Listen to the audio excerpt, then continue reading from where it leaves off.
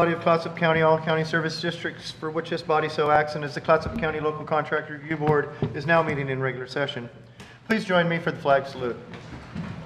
I pledge allegiance to the flag of the United States of America and to the republic for which it stands, one nation, under God, indivisible, with liberty and justice for all. May I have the roll call, please? Here. Here. Here. Here. Here. Okay, we have a amended agenda item summary that was just, County Manager, could you speak exactly what's going on here? Yeah, it's actually on the business agenda, 7M.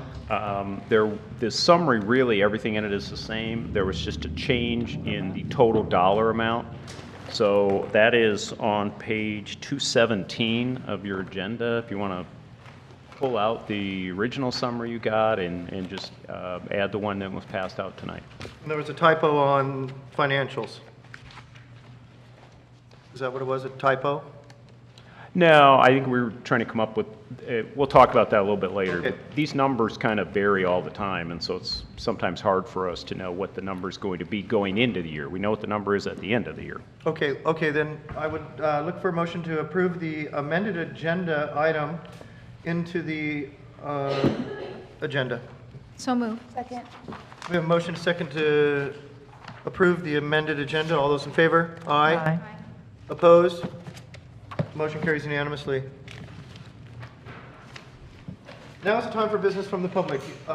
Is there any business from the public that's not of the public hearing? Seeing no business from the public, we'll move on to the consent calendar. I'll look for a motion to approve the consent calendar as presented. I had one question. Please. I see on the first item, service agreement C6293 with VigilNet. Dwayne Cole signed that. Is that the same Dwayne Cole who had been our county manager? Mm-hmm. Mm-hmm. Yep. Okay, but all relevant, there's no hanky-panky in this, right?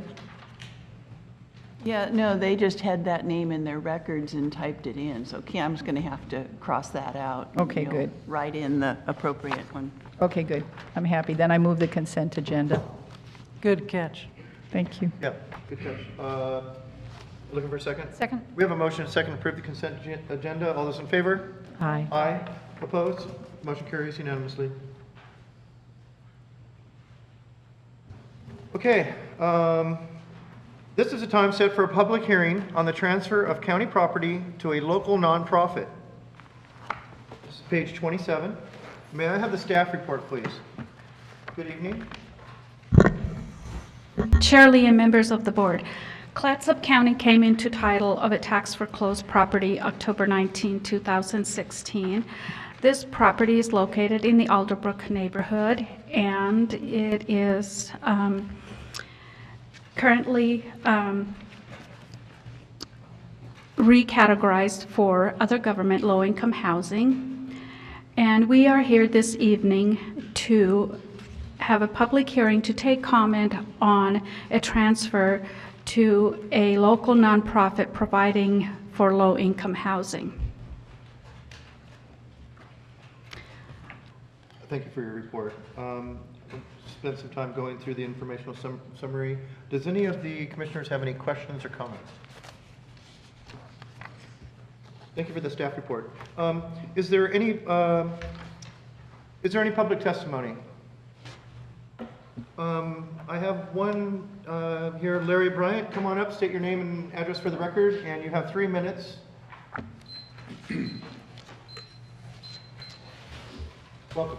Thank you very much, Mr. Chairman. My name's Larry Bryant. I live at 4915 Leaf Erickson in Astoria. After many years of continuing decline in this eyesore property in Alderbrook, it is a great relief to finally see hope for its renovation and for enhancement of the surrounding neighborhood in Alderbrook. A unique advantage of this property is a wonderful unobstructed view of the Columbia River. The value of that view to a potential buyer will add significantly to the value of the property and therefore to its tax-generating potential. In addition to the immediate and very welcome improvements in the neighborhood, that additional tax revenue can provide a boost for both city and county programs. An item of great importance is safety in the neighborhood. That's impeded by the current lack of off-street parking at this site and at many homes along this area. In recent years, the parking of multiple vehicles on 51st Street in front of that particular house has created traffic hazards, as Sunset Empire buses must make a wide left turn from Birch Street onto 51st many times during the day. That's Monday through Friday, as there's no bus service on Saturdays and Sundays. Private vehicles add to the danger for area children. There have long been problems with speeding on area streets, and the intersection at Birch and 51st, where this house is located, is an uncontrolled intersection. Use of this property as a multifamily dwelling would increase the number of vehicles parked nearby and increase those traffic dangers in the area. If the existing structure is basically sound, the best approach would seem to be, for the future of this property and the surroundings, renovation of the house by a new owner with an interest in restoring and using it as a single-family dwelling. Revenue from the sale of the property would bring significant funds to Clatsop Community Action and the Community Action teams, which could be used for developing low-income housing in additional locations, but without sacrificing the extra tax revenue provided by the premium river view of this particular property. The property taxes, I believe, have been deferred for many years on this house and have likely accrued to a very large sum. So one of the questions is, what's the status of the taxes due on the property and the requirement to have them paid? Thank you very much. Thank you, sir. Thank you. Is there any staff response, Serpa?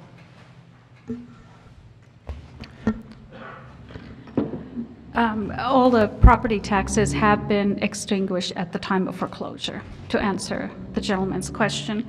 At this time, since you have heard from the public, you can now consider transferring this county-owned property to a qualifying entity providing low-income housing, and you can consider the offer and authorize the chair to sign the deed once the consideration has been decided. Yeah, I do, before we're at that point, I know we have representatives of Clatsop Community Action and the Community Action team here tonight. I don't know if you want to comment. I do know, appreciate the comments that were just made. I do believe that's one of the options that you are considering. I don't know if you've made any final decisions yet, or if you're in a position where you can address that. If you have a few minutes, we'd love to give you the status of where. Can you come up, Casey? Casey, welcome. I kind of jumped ahead a little. Hold on just a second. Was there any other public comments? Okay, turn around, Casey, come back up. Sorry about that. I wanted to just make sure that I covered that, because I invited Surf up a little quick. So Casey Mitchell, hi, good to see you. Welcome. I've worked with Casey on the NOAA board, and so welcome, and Thank you. I'm pleased that you've decided to take on this property, and I'd like to get an update. Yeah. So Casey Mitchell, 623 Lakeview Drive, Vernonia, Oregon. I'm the single-family housing director for Community Action Team. And we've been diligently working on the house. Last 3 days, we mobilized last Thursday. And since that time, we estimated we're right about 90,000 pounds of garbage that we've hauled out of the inside of the house at this point. It's pretty staggering. I was going to say, I was over there on day one, and I was amazed by how much garbage they already had outside. Yeah. So, And I don't know if you guys have the ability, but we have some before and after pictures that you could put on there on the flash drive that I think speak volumes for. Teresa, would you be able to plug that in real quick? Not real quick. I'll get the laptop set up. It's up to you. Why don't you go ahead and see if you can do that real quick, and then you can, Okay. while she's doing that, you continue with some of your. So I couldn't agree more with the neighbor that came up here earlier and spoke about the house. The views from the upstairs are staggering. They're beautiful. They really are. And I think we do a lot of affordable housing of every flavor you can think of, from a one-off house for seniors in Vernonia to a 80-unit apartment complex. I do think that with the views and what I think this house with a little bit of elbow grease, not completely restoring it, but just getting it cleaned out so a prospective buyer knows where the hazards are in it. I think it would be better served to perhaps sell that house and use that money to build a really nice affordable house that doesn't have a $500,000 view. So that's kind of what we're looking at. The only caveat to that, I would say, is the state of Oregon, the funding that they've got, and this is going to be a brutal session down there. We're not thinking there's going to be a lot of new funding coming out for affordable housing. I think everybody's going to kind of batten down. So it would be great. There's been funding that's come down the road in the past. One of them, if this was a year ago, I think would be perfect. They had some funding to do a veterans house, a disabled veterans house. And the idea that we had at the time was to do a house for a veterans family. But that funding's not available right now. So we've got everything cleared out. All the windows open and shut, the doors swing nice. We found one bit of dry rot upstairs in the kitchen. It was a duplex at one time. There's 2 kitchens.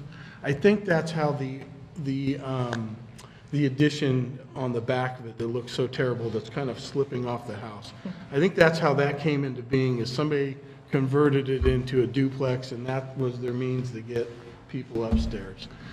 That's coming down when we put a new roof on it. So the idea is now we want to get through this first stage and find out how bad is this thing? Are there any hidden things that are deal killers? We feel like there isn't. So the next deal is to get a roof on that thing and protect it, because it's worth protecting. And right now there's a little bit of plywood on the windows. We're getting glass measured up. The idea is to not have a boarded up building. We'll have the guys go down further, clean it up, and so it's going to look like a nice little house down there while we figure out what to do. And so I think figuring out what to do involves bringing in an architect and bringing in a couple brokers that know your market really well, and have that discussion. Meanwhile, we can kind of look at the funding, but I think Elaine's in agreement that it probably is one of these deals that it's better to sell that and use that money to create an affordable house somewhere else. Well, you and I have been down this road before on the NOAA board, and so these are these similar limitations that we face. Yeah. And so it sounds like you have your options on the table, and it looks like we got to unplug there. Oh, shoot, I'm sorry. That's okay. Oh, I'll be back.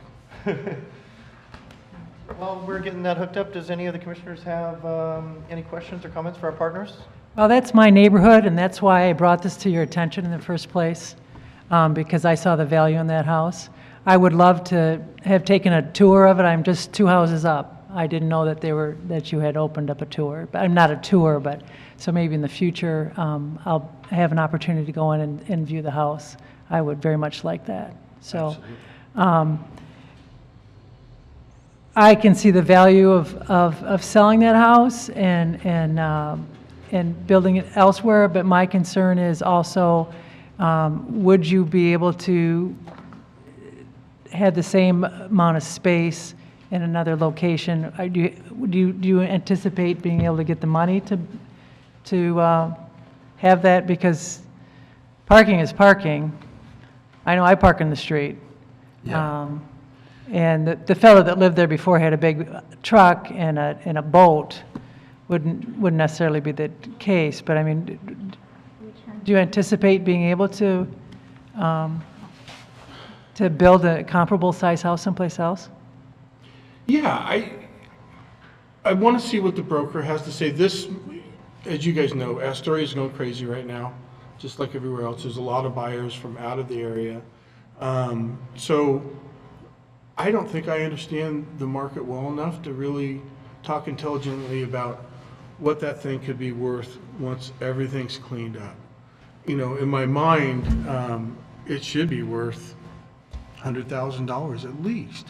Oh, But I we just think have to so, yeah. see. So the idea is, and But would you be able to build another house for 100,000? well, so one of the things that we did with Columbia County, who we had the same sort of arrangement with, they had a couple surplus properties that we got from them. And one of them, we are in the process of fixing up, making a rental unit out of it, an affordable unit. The other one, we're gonna sell that one. Funny, in 1 year, we've had 2 different counties, both donate properties to us that have a view of the Columbia River. It's kind of staggering. But the one in Columbia County is the same situation. Do you build an affordable house with a view like that, or do you get it on the tax rolls and take that money and do something else with it? But would it, if it was a rental unit, does that mean it's not going to have to, don't they pay taxes also? I mean, is it, we disqualifying low-income people from living there because it's got a great view? It doesn't, but nonprofits, certain nonprofits like ours in Columbia County, we don't pay taxes on that house. So it's basically, if we were to develop it for affordable housing, it would be off the tax rolls, Oh, I see, okay. right? And so I think personally, it'd be nice if, you know, people with low income had good views, but when funds are so scarce right now, we're just trying to get as many people in the house as we can. Oh, I understand that. I've got USDA nonprofits like us that do affordable housing, especially ones that work with vets. When a foreclosed property comes up from USDA, we get first crack at that. And I know there's one coming up in out by Westport, Oregon, that's in your county. In a situation like that where we could sell this house, take that money, buy another house, and do all the restorations and get that one leased up as soon as possible, that's what I'm hoping for. And I understand that. I just in the overall picture of things, it's nice that it's right on a bus line. It's walkable. You know, I see affordable housing getting pushed further and further out. Then there's the cost of a gasoline and keeping a car up. You know, it's kind of difficult. And I know it's a big question, but it's already a working class neighborhood so far. So. One of the things that I know you'll do your best. One of the things I consider on that is a house like that, it'll hold its value. it'll hold its value, but when you rebuild it, it's hard to really make it affordable because you would not want to throw vinyl windows in that house. There's a lot of things that you wouldn't want to do because of how clean and historic it is that make it expensive for nonprofits to make a unit with affordable rent. And so, And also, Casey, to get it up to the standards, the federal standards. Right. Which is always that higher Yeah. bar, which we've come, that's the Yeah, problem we we're just having talked with about, the Union Townhouse. We've been dealing with that for a couple of years together, and some other properties. And so I agree. I think we got to do our due diligence here, but I see you've done some work. But I also think that, and this is probably not something just for this particular house, but in a town like this that has such an inventory of beautiful historic homes, if we are going to keep affordable housing within the boundaries of this area, we need to, I think, perhaps work on some advocacy to change some of these rules so that people can stay. I mean, I have judging from other communities, that may be out of our hands already, but it is a question, are we going to have mixed income communities or not? yeah. All right. One thing I'll say with the off-street parking, so this is the side of the road that faces Birch Street. When we showed up on Monday, these two buildings were there, the little metal shed and there's a wooden one there. Interesting, the guy that lives behind, actually his grandmother lives there, but he's lived there on and off with her his whole life. All the neighbors were surprised because it turns out there's a garage in this house.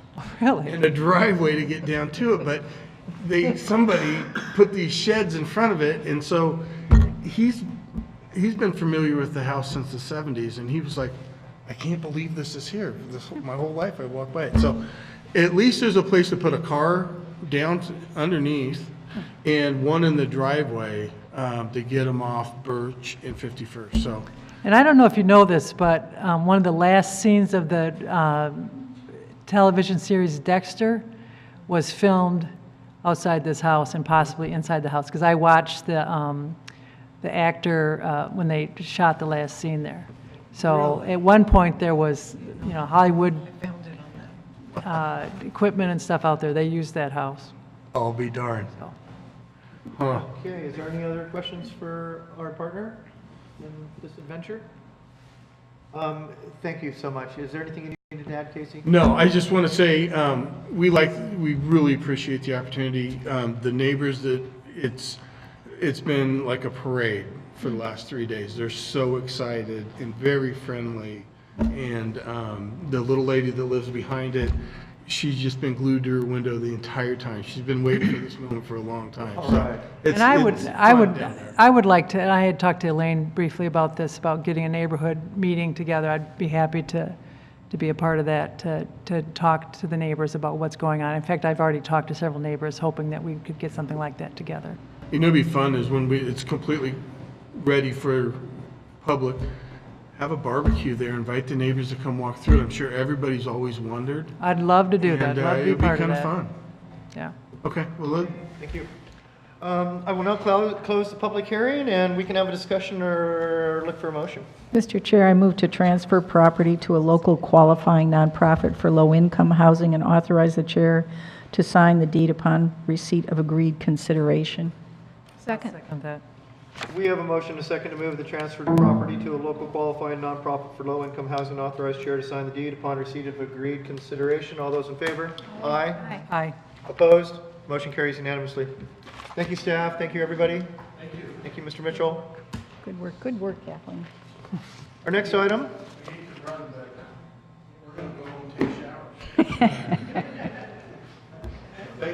Thank you. We're going to now move on to the business agenda. And we're going to go through and finalize some budget items here.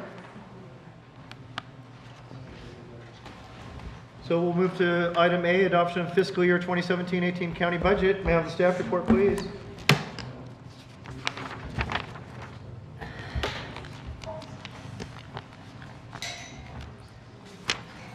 Good evening.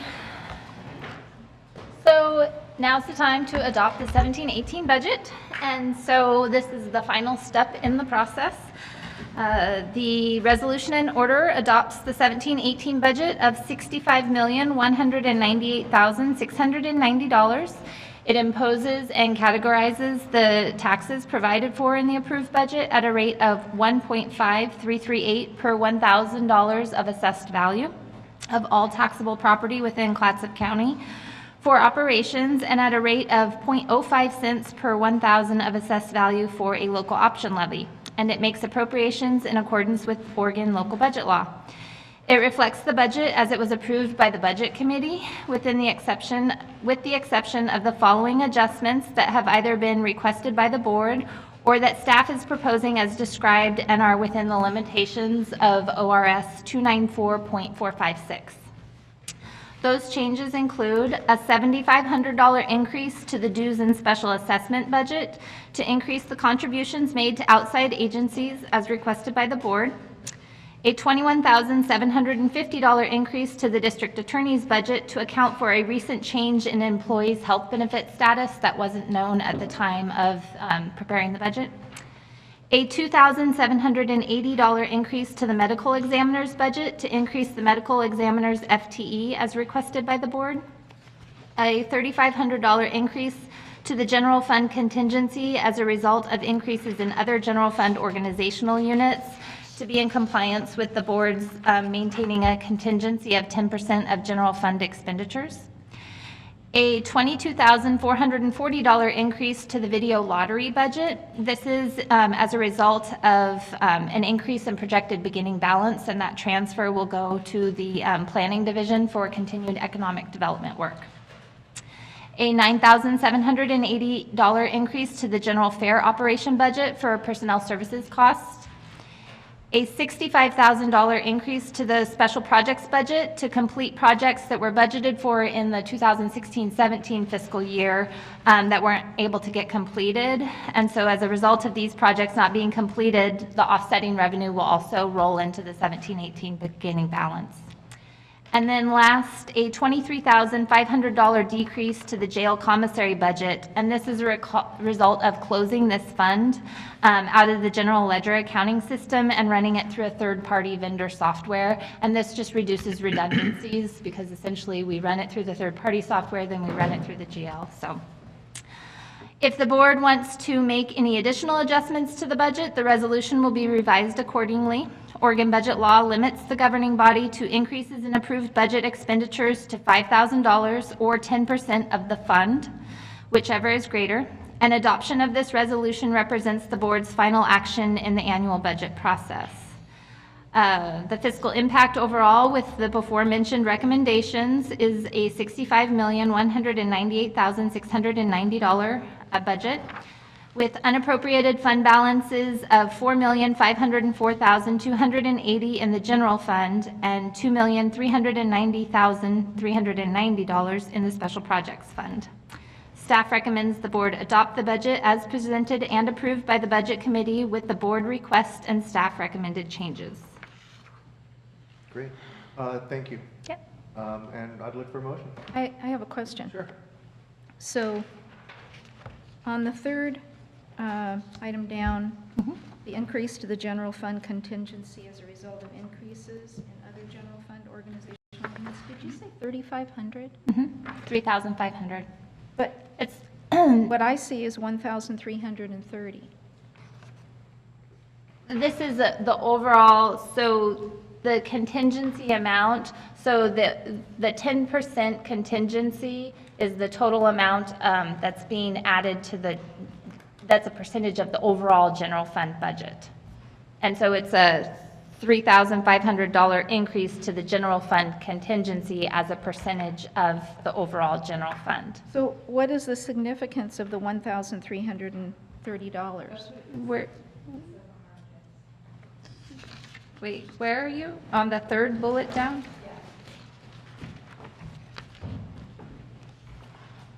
Sorry. That's okay.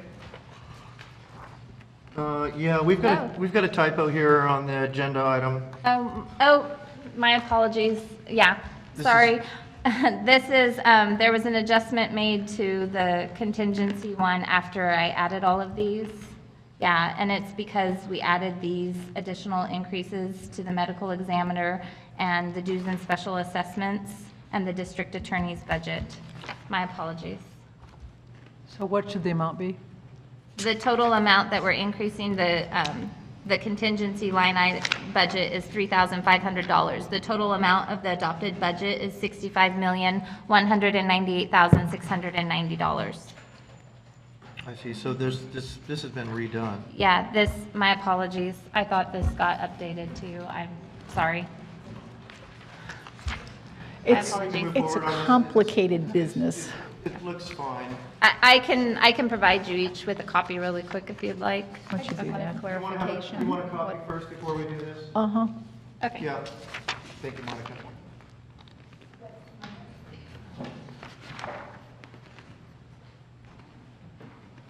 We'll just wait a minute unless somebody wants to sing a song or something.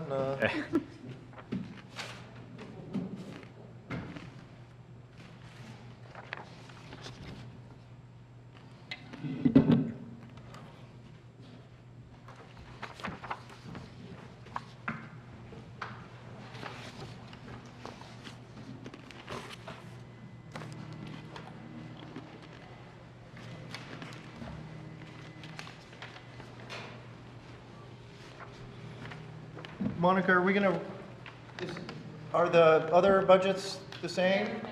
There's no changes? Yeah. Okay.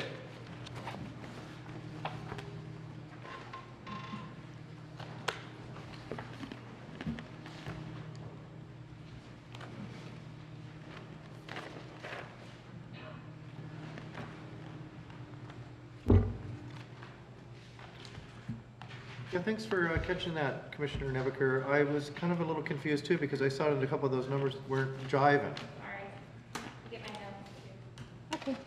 Thank you. So if I get you to like just briefly explain what happened, and then we'll go ahead and we'll look for some more comments, and then we'll go from there. So the ones that you didn't have on yours was the $21,750 increase to the DA's budget. Is that correct? Yep. Yeah, and that was, we recently had a change in an employee's health insurance status needs, and so that wasn't previously in the district attorney's budget, and so we needed to add that in because she is an employee who will continue employment in 17. What does that mean, that she got married or something, or what? Her spouse lost his job, and she was on his insurance, and so that's a qualifying event to add her to the county's insurance. Oh, I see, okay. Yeah. And so as a result of that, we then had to increase the general fund contingency so that we meet that 10% compliance amount. And so that increased it from the $1,330 to $3,500. Does that make sense? I think so. Okay. Very expensive insurance. Wow.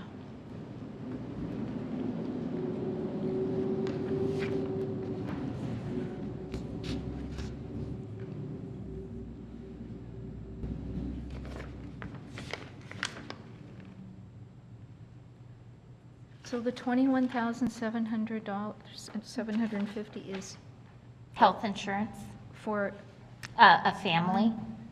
wow. That includes a 2,000, so the county pays for 90% of the premium, and then we also contribute the $2,000 to the HSA for a family. And so this is a full family coverage, including the HSA amount. That's a lot. Okay. Yeah, were you concerned that wasn't kind of part of the original deal? Right? Well, it just, no, actually, I was, Are you, because there's two separate things here. The DA's budget. That's separate. Separate from the medical examiner's budget, which the DA made a request for. Right. So Because this of is, circumstances that have occurred since. yeah, but this is the DA's budget that has this increase. The medical examiner, which the DA requested that the FTE be increased on, that's the $2,780. Okay. And originally, you had, at the meeting, you had said an $1,800 amount. That's just the amount for the salary increase. This amount includes the additional taxes, PERS, and increase in that portion of that person's And medical. that's in the DA's budget? Okay. So do I understand then that the district attorney's request was incomplete in that it included only salary and not fringe benefits? Yes. Thank you. But the situation changed. But this is, yeah, but that's only the $2,780 amount. This $21,750 amount is completely outside of his. A separate person. Yeah, it's completely separate, and it's beyond his control because we offer insurance, and if somebody has a qualifying event, we have to, Outside of his span of control, we understand. yeah. so if there is a request for an increase in someone's salary at a dollar amount, we should realize that that's going to be added to because of, There's additional payroll taxes, PERS, and then the county pays 90% of the premium. So if you are a full FTE, the county is paying 90% of your premium. And then if you are a lesser FTE, we pay 90% of a prorated amount. And so if you increase a part-time person FTE, then you're increasing the amount of the county's yeah, I premium understand that. Yeah. I think when, in our budget hearings, when we have someone, like we did, requesting an increase, I'd like to know the full amount. Well, that's the same thing for the merit pay, isn't it? If the merit pays are taken out, that adds to that individual's PERS and all of that too, right? That 4% of the annual. Yes, but that's all income? included in the budget. When we develop the cost sheets and we develop the budget, all of those costs associated, all the taxes and PERS contributions, those are all built into the budget document the way that it was presented to you.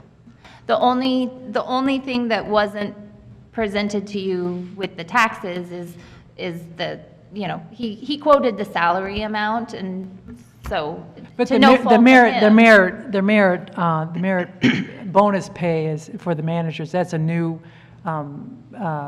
thing with this budget. It is new, but it's all costs associated with it are included in the budget. So if they were to get the bonus, but that does increase what their PERS things is, doesn't it? Yeah, and so if, you know, because 4% is budgeted, but that's not guaranteed, so say a person only gets 1% or 2%, then anything remaining from that was budgeted for the merit increase, as well as any associated taxes and PERS with that, would roll into the beginning balance for the following year. So since this is that's a new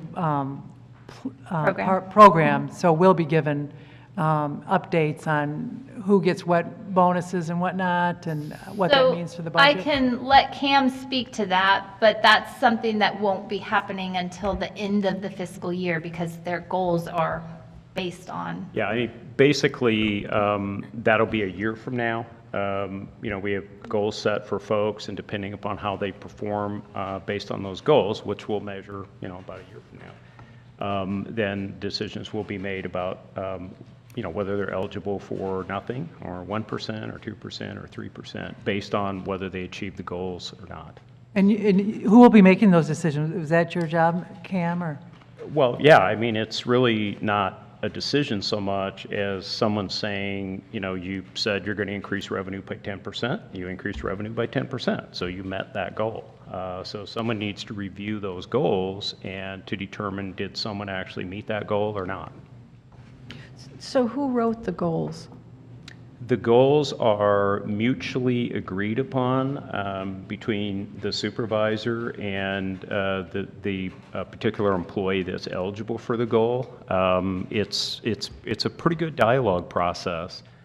And there's kind of 4 different areas, and, you know, you sort of talk through what we think are reasonable goals here, what are stretch goals, you know, what do we think we can do, and so it's kind of, if you want to call it kind of a negotiated process.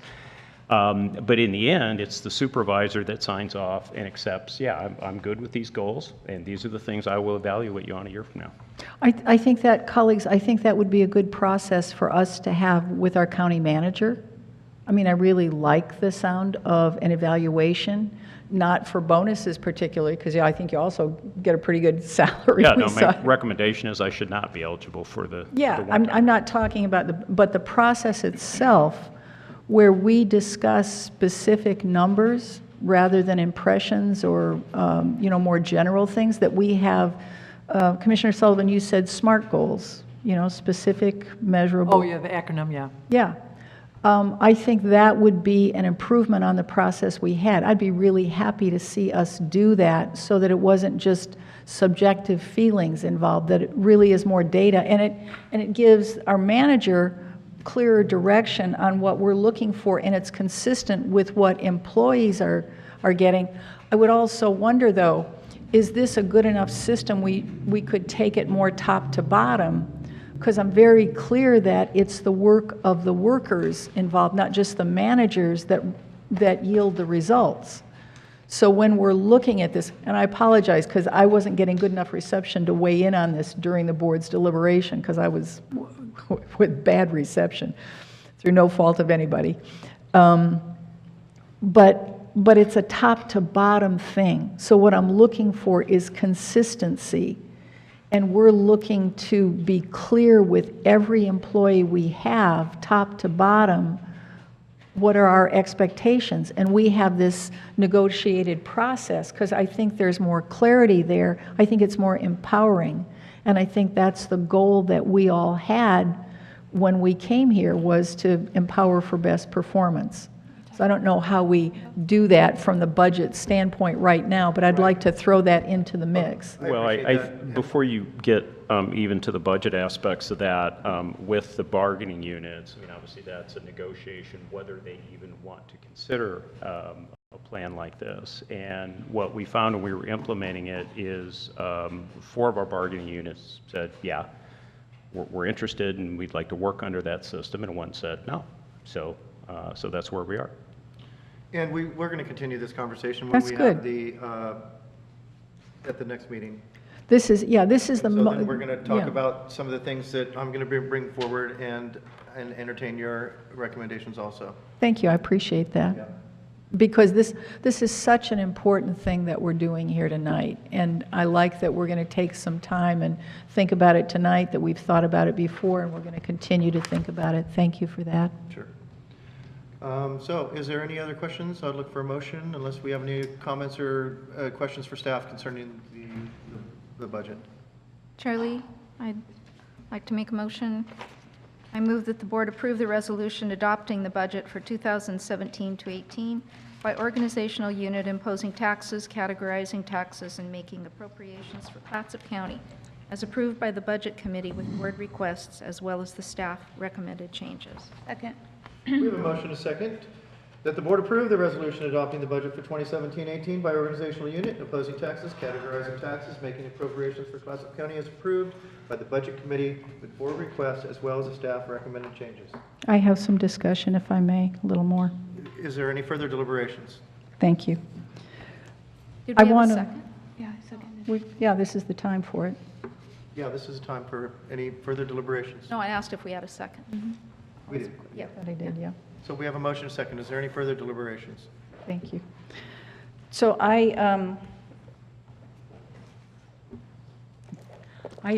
this is 520 pages. This is a big document.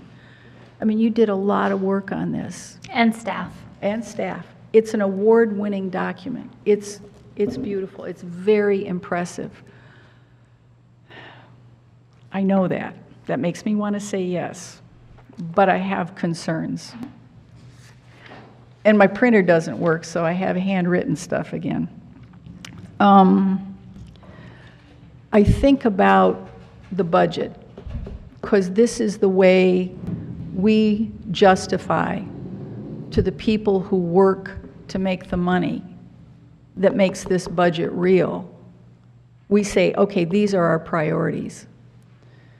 And I look at the process we have, I look at the product we have, and I have concerns. Because everywhere I go, I hear that housing is a priority.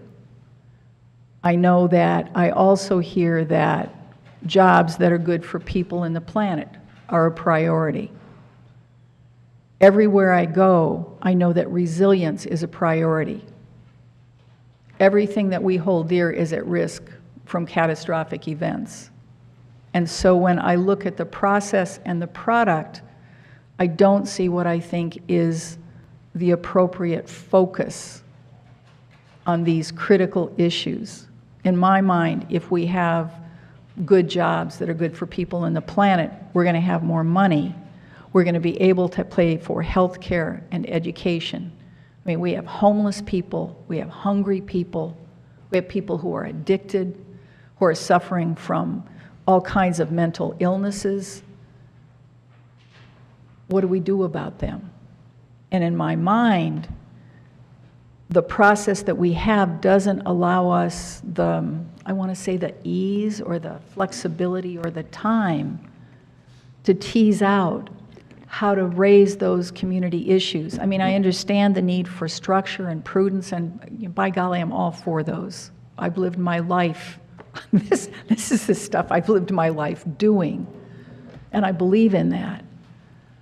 But as we sit here all wanting to do our best, because I think you're right, we all want to do the best for our community. I look at the priorities we have, I look at the process we had. I want to see public input. I mean, I've got a proposal for public input that I can share with you if we wanted to spend 50 or 55,000 more dollars to look at public input. If we wanted to be clear what our community said to us, this is what we want you to do. I mean, you look in here and we've got this beautiful vision thing that we developed, right? With the beautiful circles and the boxes and all that kind of stuff. It's beautiful. How do we put it into action? Where do we put our priorities in dollars and cents? I don't see enough for housing. I don't see enough for economic development, and I don't see enough for resilience. I don't see that we had a process that allowed us to have input into the system. I mean, I think you're very good with this.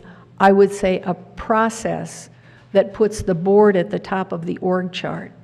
I mean, I had a couple of areas of concern, and I don't want you to take this personally because I have great personal respect. When I heard that the county manager had said to the Charter Review Committee, oh, the board is strictly policy setting. No business owner would set a policy and then not enforce to see, not evaluate to see how those policies were executed. So we are a board that should not only set policies, but we should evaluate the achievement of those policies. And we've been saying housing, economic development, resilience, those are priorities. Other elected leaders, housing and resilience. And the way we get to those is through economic development, in my mind. We haven't done that. And what we've done instead, I mean, I heard the county manager say, oh, our finance manager is like an auditor. No, no, that can't be, because an auditor is objective outside. You do a great job inside, but you can't be both inside and outside. It's not right that you should be the auditor enforcing things over everybody. And I think that has kind of gradually grown over the years. I don't think it's a good system. And it's not any fault finding with anybody. I think that has just kind of happened over the years.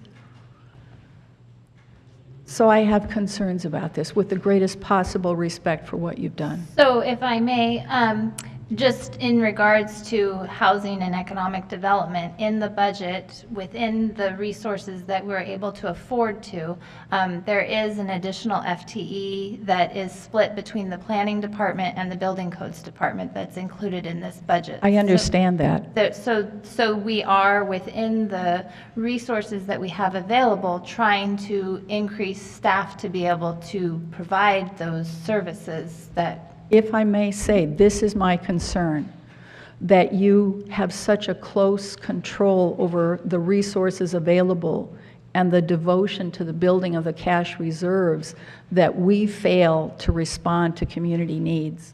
Because I understand that within your worldview, that's the way to do it. From my worldview, listening to the stories I hear about 5 people living in a car to share some kind of living situation while they work, that's unacceptable. Yeah, and I just have to comment because I appreciate Commissioner Thompson's comments. I couldn't disagree more, but I do think that our budget reflects community priorities, but I also think we have to practice prudent fiscal management because this is not our money. This is other people's money that we are spending. Understood. And we do have to have controls over how money gets spent and where it gets spent. Otherwise, I don't think we're doing the fiscally responsible job that people expect of us.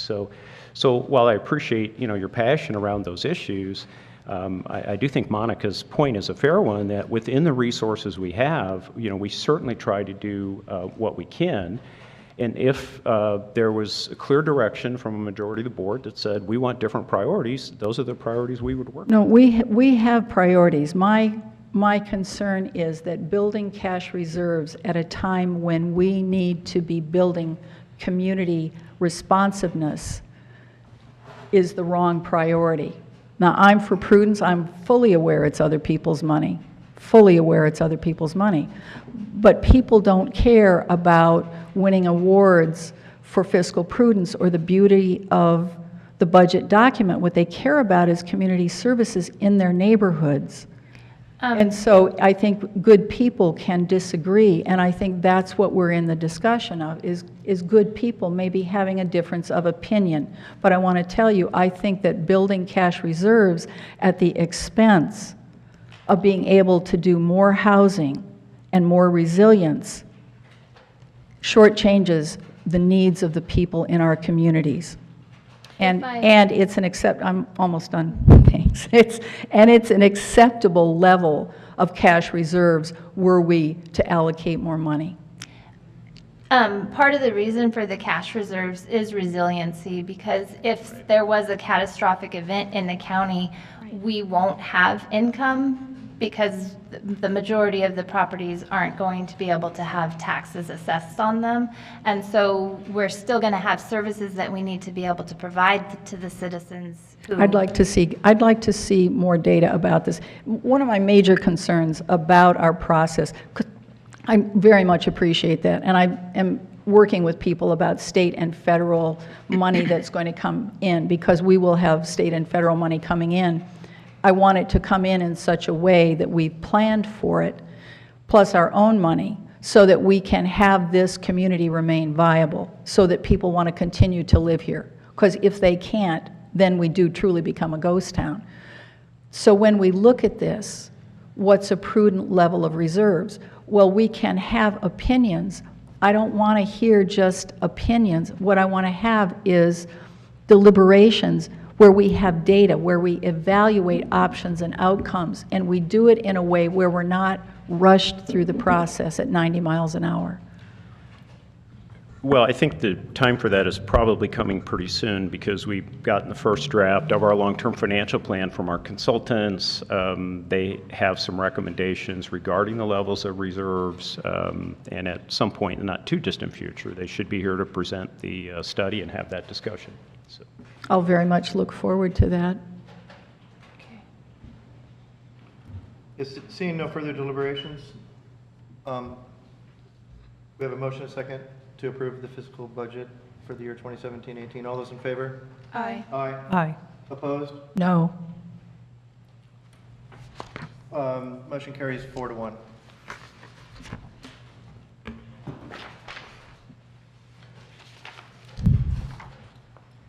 And I really do I appreciate would the like to work move you now did. to the item 7B, adoption of fiscal year 17-18 budget for 4-H extension and special service districts, page 49. May I have the staff report, please? The resolution and order adopts the 17-18 Clatsop County 4-H and Extension Special Service District budget of $726,600. It imposes and categorizes the taxes provided for in the approved budget at a rate of .0534 per 1,000 of assessed value of all taxable property within Clatsop County, and makes appropriations in accordance with Oregon local budget law. It reflects the budget as approved by the Budget Committee. If the board wants to make any adjustments to the budget, the resolution will be revised accordingly. Oregon budget law limits governing bodies to increases in improved budget expenditures of 5,000 or 10%, whichever is greater. The staff recommends that the board adopt the budget as presented and approved by the Budget Committee. Is there any questions for staff? We'll look for a motion Mr. Chair, I move the board approve the resolution adopting the budget for 2017-18 by organizational unit, imposing taxes, categorizing taxes, and making appropriation for Clatsop County 4-H and Extension Special Service District budget as approved by the Budget Committee. Second. We have a motion, a second, to approve the resolution adopting the budget for 2017-18 by organizational unit, imposing taxes, categorizing taxes, making appropriations for Clatsop County 4-H Extension and Service District budget as approved by the Budget Committee. All those in favor? Aye. Opposed? We'll move on to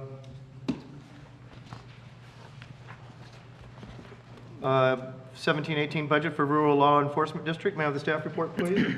The attached resolution and order adopts the 17-18 Clatsop County Rural Law Enforcement District budget of $4,726,530, of which $3,256,790 is appropriated, and imposes and categorizes the taxes provided for in the approved budget at a rate of .7195 per 1,000 of assessed value of all taxable property within Clatsop County, and makes appropriations in accordance with local budget law. It reflects the budget as approved by the Budget Committee. Staff recommends that the board adopt the budget as presented and approved by the Budget Committee.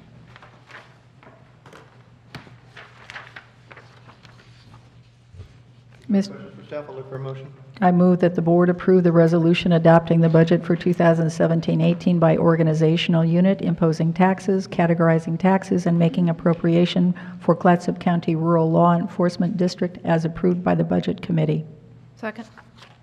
We have a motion and a second to approve the resolution adopting the budget for the 2017-18 by organizational unit, imposing taxes, categorizing taxes, making appropriations for the Clatsop County Rural Law Enforcement District. It's approved by the Budget Committee or is revised by the board.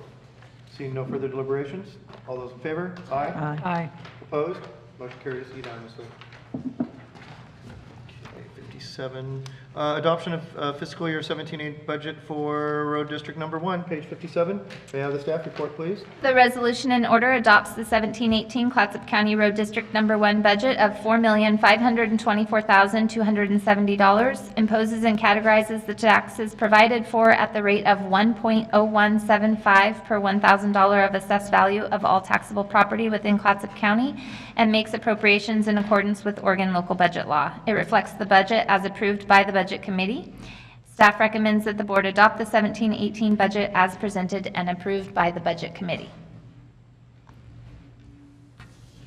I move that the board approve the resolution adopting the budget for 2017-18 by organizational unit, imposing taxes, categorizing taxes, and making appropriations for Clatsop County Road District Number 1 as approved by the Budget Committee or as revised by the board. Second. We have a motion and a second to approve the resolution adopting the budget for 2017-18 by organizational unit, imposing taxes, categorizing taxes, making appropriations for Clatsop County Road District Number 1 is approved by the Budget Committee or is revised by the board. All those in favor? Aye. Opposed?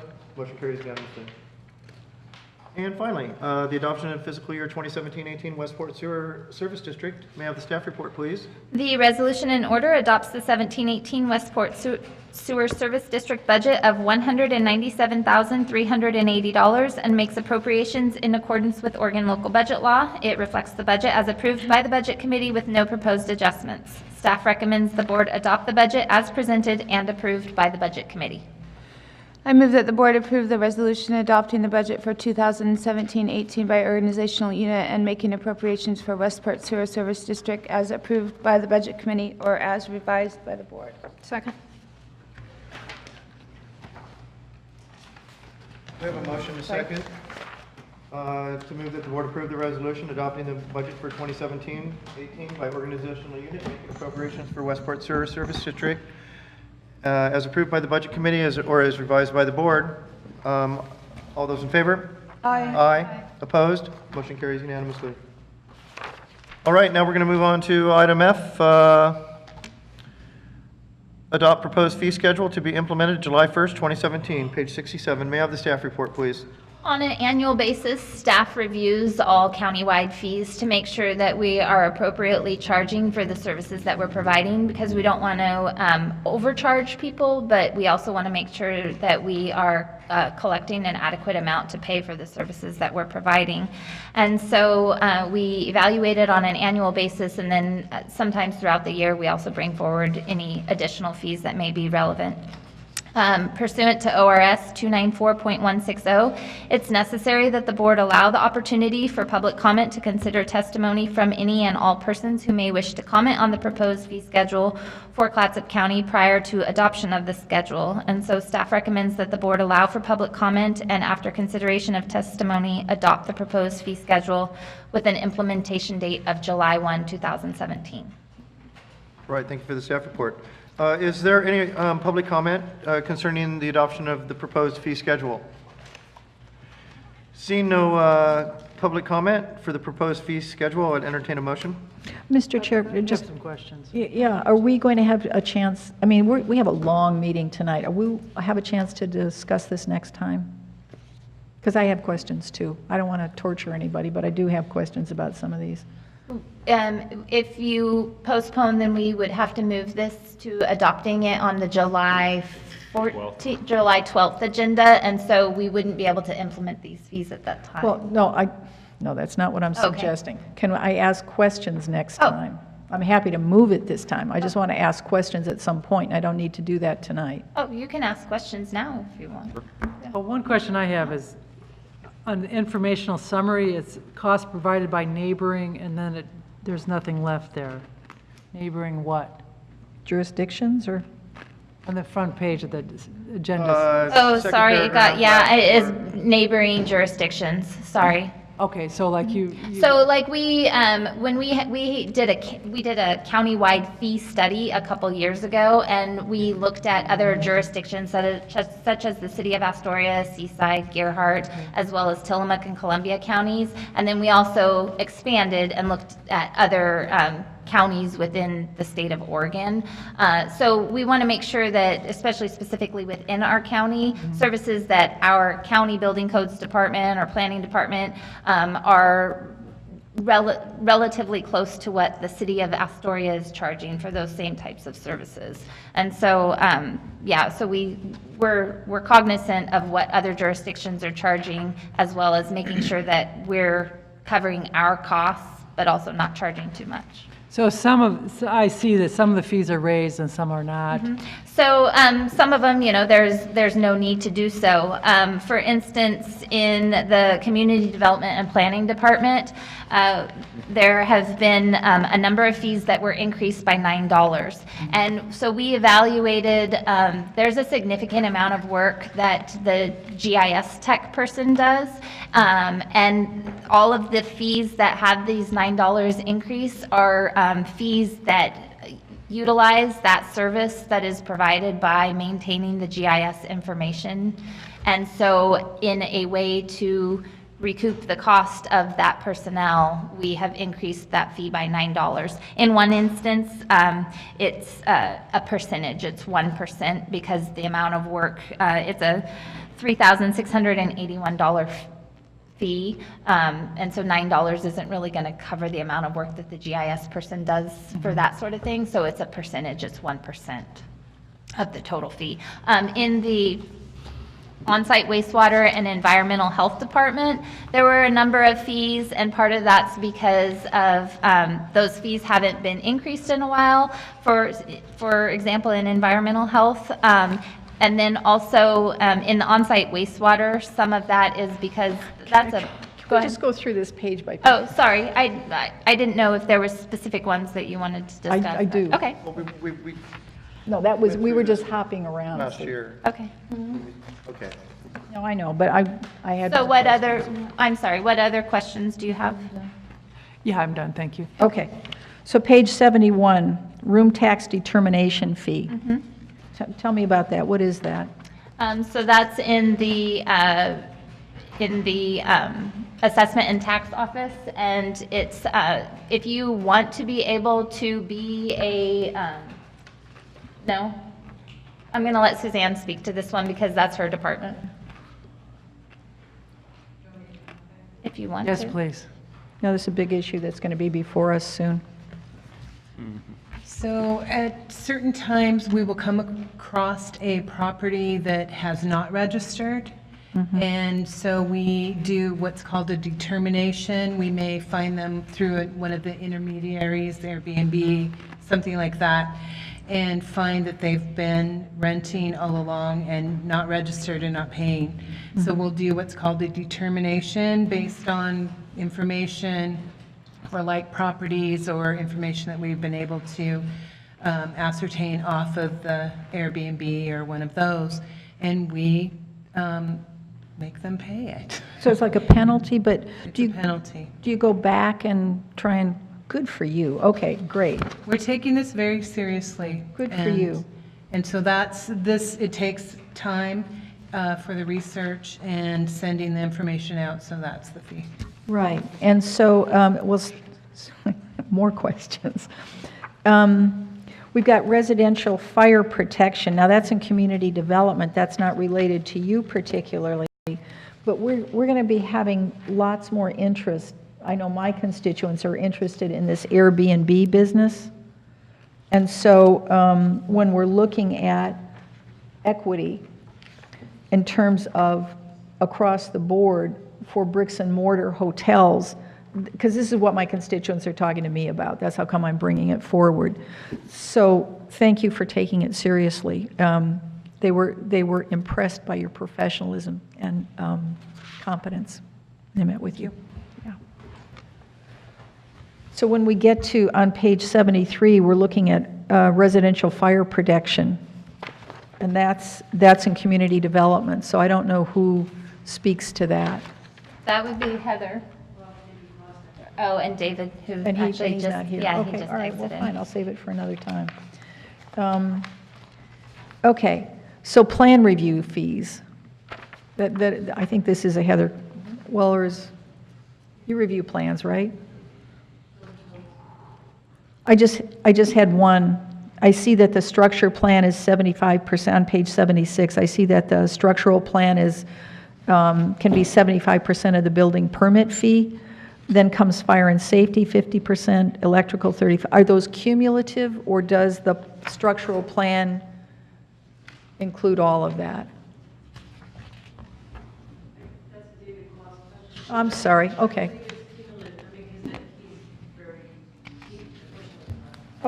Okay, well, so I'll ask him another time.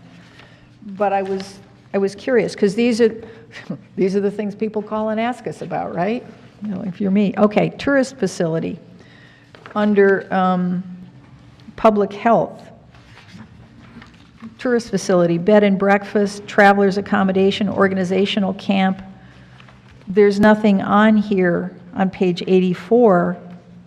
There's nothing on here for Airbnb or Vacasa or other internet. So those are, that's for room taxes as far as where people register on Airbnb. This is if it's a bed and breakfast that is a registered, you know, they're serving food. A lot of those Airbnbs, you're renting it and they're not providing you like with a bed and breakfast type So of. if people prepare their own food, we don't need to install. Yeah, like if you kind of like you're renting a hotel room, but you're renting a house. All right.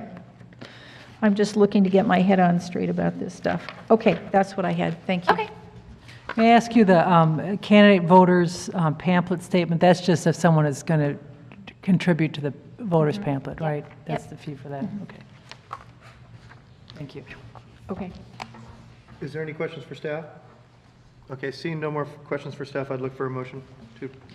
I move that the board allow the opportunity for public comment, and after considering all comments, adopt the proposed fee schedule to be implemented effective July 1st, 2017, as presented. Second. We have a motion second. The board allow the opportunity for public comment, and after and considering all comments, adopt the proposed fee schedule to be implemented effective July 1st, 2017, as presented. All those in favor? Aye. Opposed? Motion carries unanimously. Thank you. Thank you, staff. Now we're moving on to the Hood to Coast Relay County Road Event Application, page 93. May I ask if the air conditioning is on? It's freezing. Is it a little chilly in here? Uh-huh. Cool in here. It's either too cold. Tom, are you here? We hope. Well, it's either too cold or too hot, right? Or on its way to being too cold or too hot. Okay. It is a little cold in here. It was really cold earlier. Welcome. Hello. And today, we're going to authorize another 2017 Hood to Coast, Portland to Coast. And after doing, this is my 7th one. And it's gotten really good. The staff and the organization, we've come a long ways, and it really is flowing. This was on the consent calendar, and I took it off the consent calendar, put it on here, get you guys up here. We have some newer commissioners that haven't been through it, so let's just go ahead and get the staff report and point out anything that's different from last year, or anything we need to be made aware of, and maybe some questions from the commission. Great, I'll do that, and then Director Hansen had a quick comment after done with the event. Those of you who haven't met me, I'm Bart Catching. I'm one of the planners in the Community Development Department.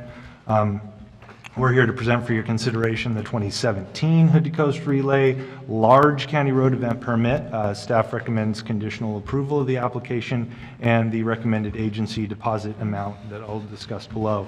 As the agenda materials show, this is the 36th annual running of the Hood to Coast through Clatsop County. Because this event has over 400 participants on county roads at one time, it qualifies as a large county road event and requires board approval under the county road event ordinance found on page 131 of the agenda. This is, by my count, the 6th year, but maybe it is the 7th year that we've been bringing it to you guys. I don't know. It's my fourth one, I think. But This would be the 6th, you're right. the 6th or 7th, but same basic idea. And we will bring the event to you for approval, and we calculate projected agency deposits, mostly for the fire department, the sheriff's office, and emergency management. Last year, planning staff received no negative community complaints, at least not directly to our department. That's not saying there weren't any, but we didn't get any for anything in our jurisdiction. Individual race maps and the leg maps are in your packet on pages 108 through 122.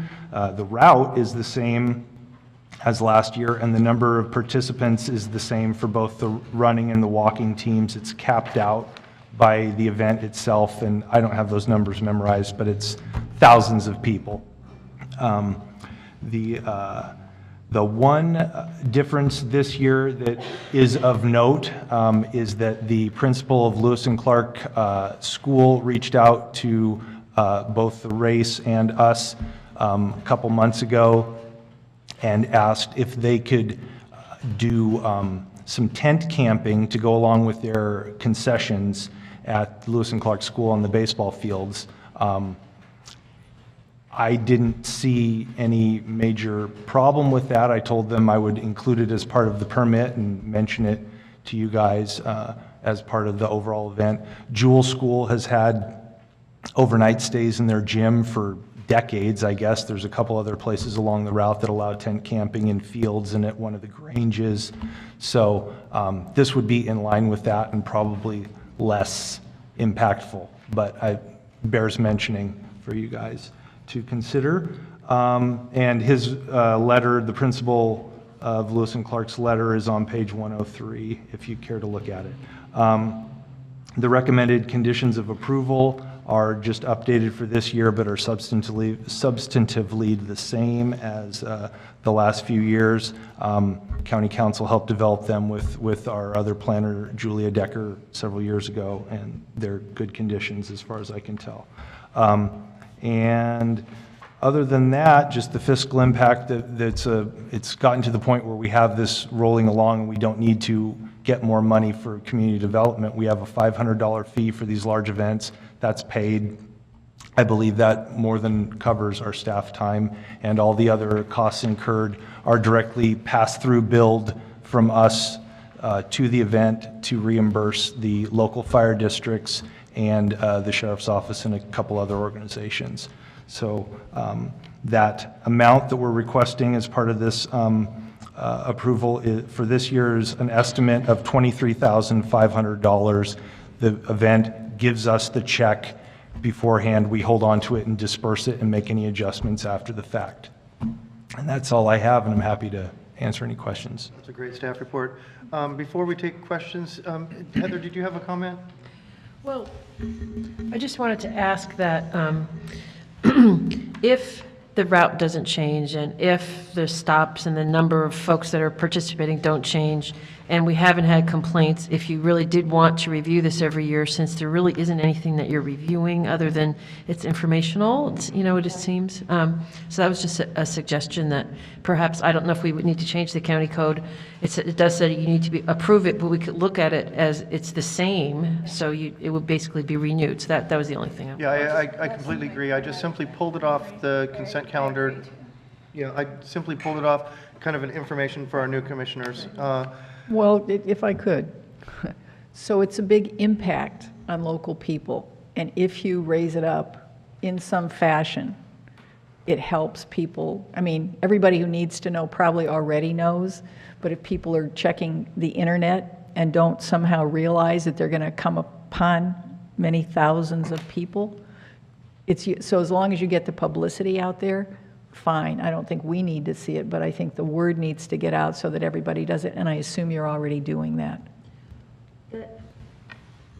That's actually, as far as I know, that's the responsibility of the people who are organizing it to get the word out. But that doesn't mean that we You can do. enforce their, Well, I mean, we don't advertise, I mean, that's not our job to advertise for events. However, I get your point. I mean, if there's something you suggest that we could, to make sure that that the community awareness is there. And I do want to appreciate, maybe you always had this stuff in there about the tsunami thing, but it looked new to me, and I don't know if I just forgot it from last year, or, item number 30 of it. Couple years ago, the state geologist, when Yeah, resilience was really coming to the fore. I mean, to be perfectly frank, if the perfect storm happened and there was some horrible event, whether or not it was the Cascadia event, but something dire happened, when all those people were in Seaside, we can't help them. We can't plan for that. I will say that from what I know of the event, when it's going through county roads, when it's going down 202, when it's going on the main line, this is the most organized group of people I've ever dealt with. Granted, my background is in playing rock and roll shows, so, for what it's worth. But they have ham radio operators, they have doctors at every stop. Any one of you is welcome to go and sit in on Felicia Huber's, she's the president of the event. She's Ken Foot's daughter who's taken it over. She meets over at the ODOT headquarters in June every year. I didn't go this year because I was busy. They have this organized down to a T. Yeah. And the worst thing that I've ever heard of happening was that storm 2 years ago that blew everything over in Seaside. That was 2 years ago, right? Not last year, I think. And again, that's the kind of thing you can't really plan for. You can't really, but I do appreciate you told people not to go in the woods, and I would also mention, speaking of rock and roll shows, I also would like to mention that those ham radio operators are working for free. Oh, yeah. Because hams can't earn money, they can't make money from that license, so that's all gratis for everybody from love of community. I think they have fun doing it, yeah. Well, yeah, but So, still for free. As we said last year when you brought this up, Commissioner Thompson, if you have a specific thing that you think we could do within the resources of our department, publicity-wise, we will certainly do that. It's not in the code, so I know. we don't want to overreach when we're just I know. doing a permit I know. for publicity's sake. Thank you for taking my quibble into account. I appreciate it, Bart. I mean, one thing we could do, since Michael Summers is not sitting up here at the moment, I mean, Public Works often puts out notices if something's happening with a road, if there's a road closure, et cetera. I mean, I don't know if we could somehow link it to that sort of thing. Yeah. If that would work, thank you. I mean, I really don't want to make your life more difficult, but Oh, no, that's fine. I, like you alluded to earlier, I think everybody who is negatively impacted already knows, and the locals plan vacations around it. I mean, it's... or hibernation, summer it's- hibernation. yeah. You're never going to please everybody with something like this. People love it or hate it, and what we want to know is whether there's real logistical problems, people put in physical danger, that kind of thing. And we haven't heard anything the last couple of years. Great. Thank you for continuing to check on that. Yeah. Thank you for the staff report. Is there any further questions? Look for a motion. I have a question. It's not necessarily on this, but since you're both up here, I just, the article in the paper about the solar eclipse, is that something the county is also, I know we're not in the direct path, but I know that Dan Goody said that the ODF is involved with, getting ready to stage on the other side where the area is.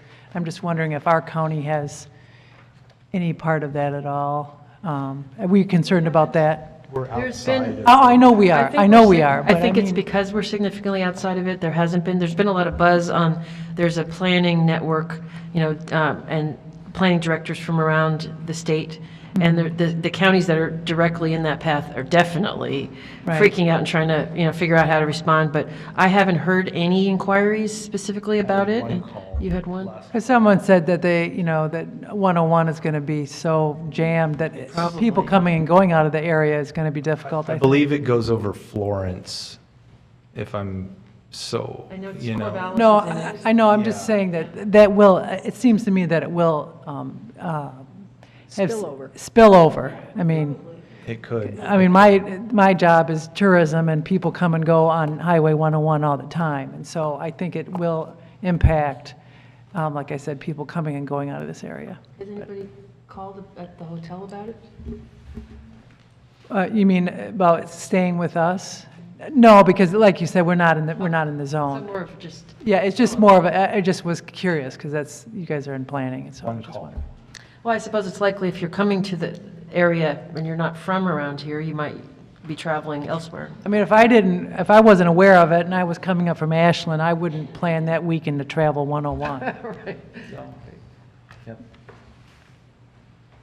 Okay. Seeing no other further Thank you. comments, or look for a motion to approve the county road event permit. I move to approve the county road event permit for the 2017 Hood to Coast, Portland to Coast relays, subject to the conditions and deposit recommended by staff. Second. We have a motion and a second to approve the county road event permit for the 2017 Hood to Coast, Portland to Coast relay, subject to conditions and deposit recommended by staff. Any further deliberations? All those in favor? Aye. Aye. Opposed? Motion carries unanimously. Thank you. Thank you, staff. Thank you. Now we're going to move on to the acceptance of a partial with reverter to Clatsop County, page 137. May I have the staff report, please?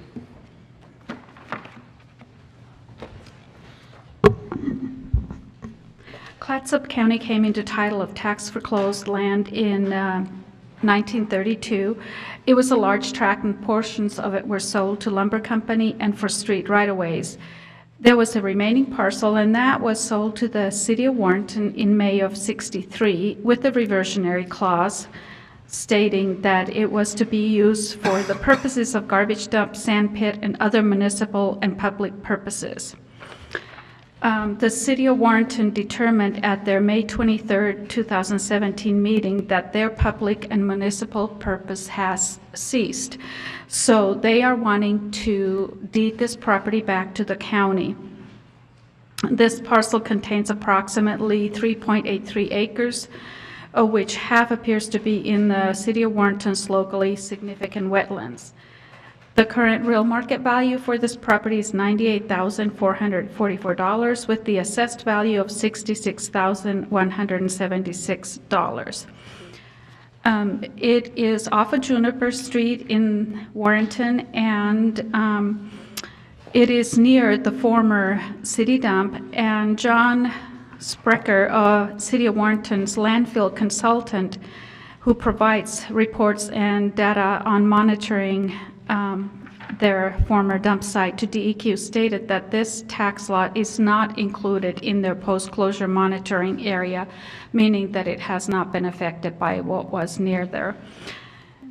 And then pursuant to Oregon Revised Statute 93.808, any instrument that conveys to title or interest to state of Oregon or to a county or city or other political subdivision may not be recorded unless the instrument carries the indication that the receiving entity approves the conveyance. And we are here this evening asking for the chair's signature on that deed if you so approve.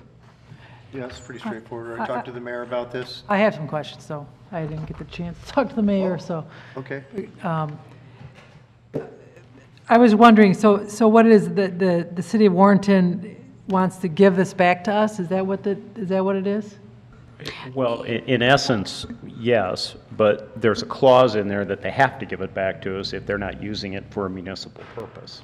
And they have deemed that they are no longer using it for a municipal purpose. And the municipal purpose was a garbage dump is part of the purpose? Or a sand pit, or other municipal or Since public 1963, what have they used? It's 32. I mean, is there? I is this a believe cleanup possibly a situation? sand pit. It was a borrow pit, sand pit. I mean, is this a cleanup situation that's No, it's involved not. here? There's- No, it's outside that area. Okay, so is it, what is the nature of the land? Is it deemed a wetland, or is it something that they're going to build on? Half of it is wetlands and the other half is uplands and is buildable. What has in essence happened is the moment they stopped using it for a municipal purpose, in essence, it reverted back to the county. They are just following it with the formality of by providing a deed and making it part of the chain of title. So what are our plans with that? We are going to discuss it in the next agenda item, and it is one of the properties to be considered for public auction so that county can sell it at a public auction, and then after costs are deducted, then we We've can... had at least one developer indicate to us that if Yeah. it was up for auction, they would be interested in bidding. Okay, because I did notice it's next to a lot of developments and subdivisions and stuff. Yeah. So is that part of the reason why it's coming up for quick deed now? Yeah. Yeah, I mean, it's been sitting there for there's a 19 since request for it. 1932, so, There's a request for it. okay. Thank you. I move that the board accept the quitclaim deed and authorize the chair to sign on page 2 of the deed. We have a motion to second that the board accept the quitclaim deed and authorize the chair to sign on page 2 of the deed. Seeing no further deliberations, all those in favor? Aye. Opposed? Motion carries unanimously. Now we're going to move to item page 145. And this is the formal categorization of certain county-owned properties.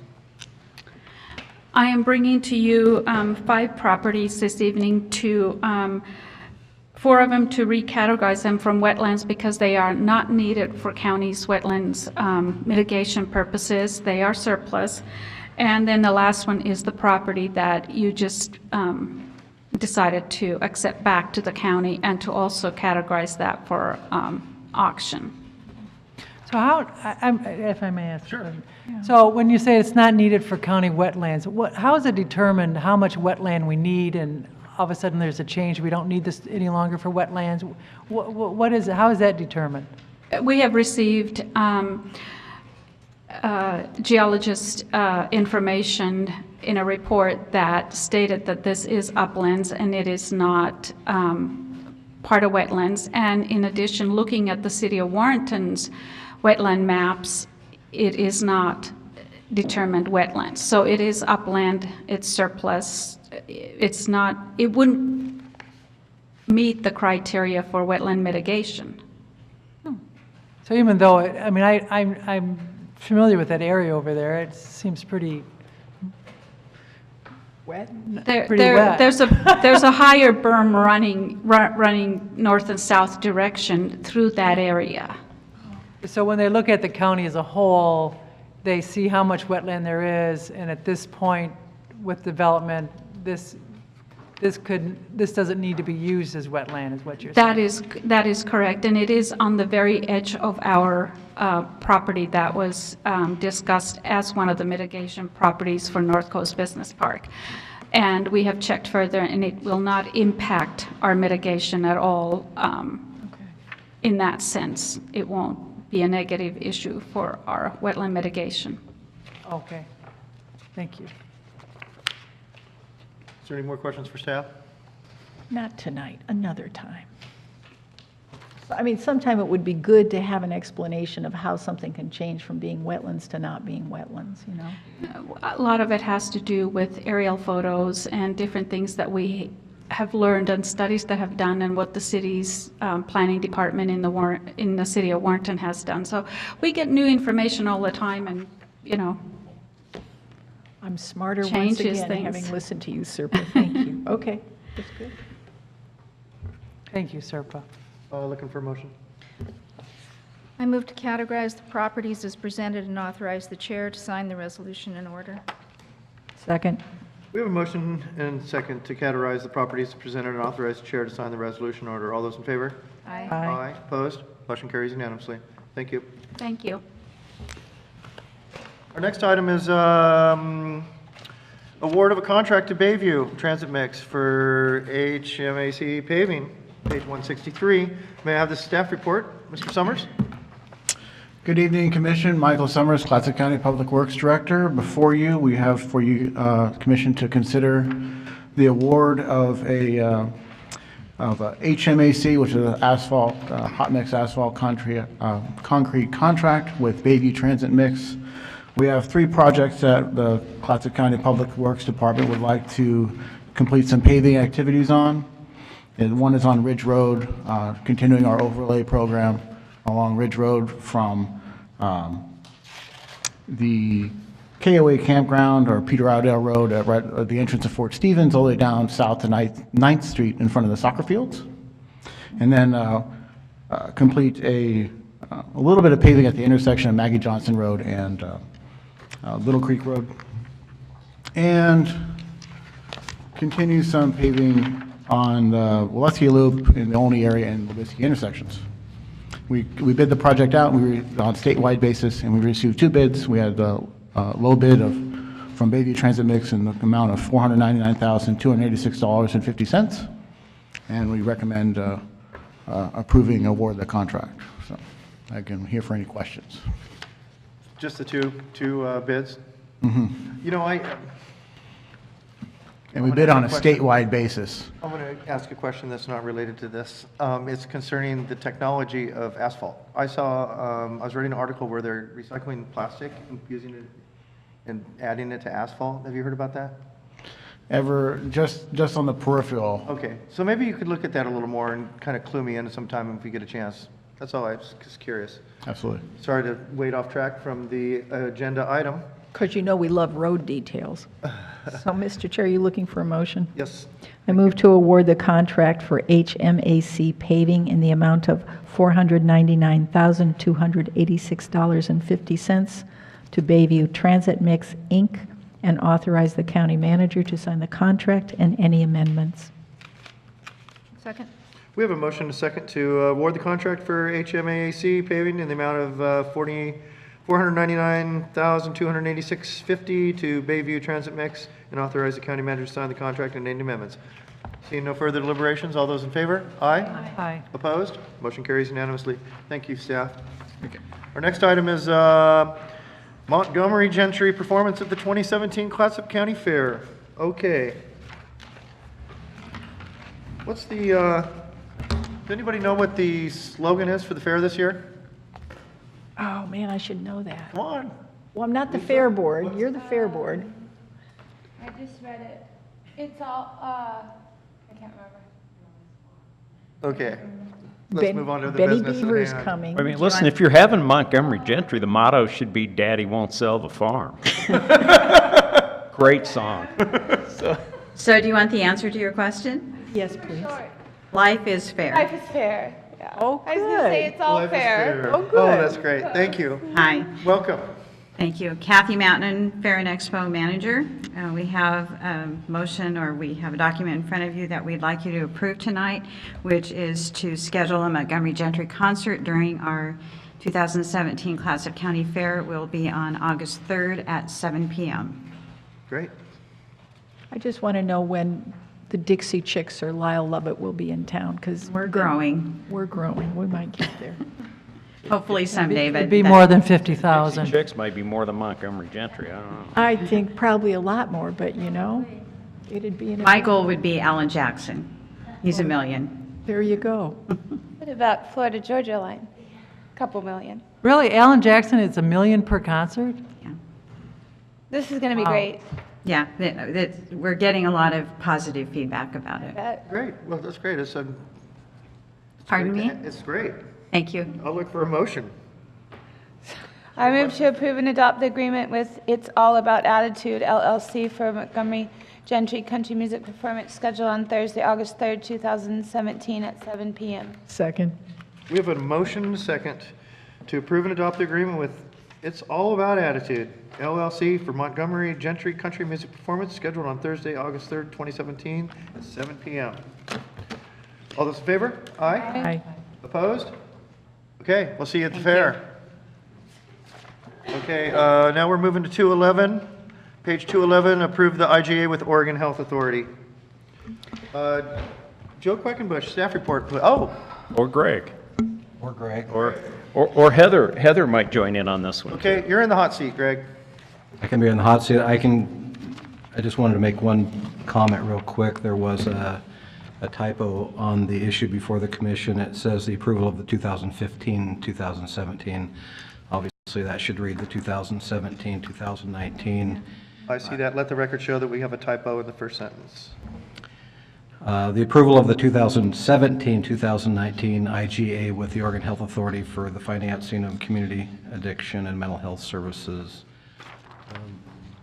I don't know. Fairly straightforward here, folks. Do any questions or comments, Heather? I want to intersperse, I sent a memo, but just so the board understands, both Oregon Health Authority and Department of Human Services negotiate these contracts on a statewide basis with the County Council Contract Group, of which I'm a member.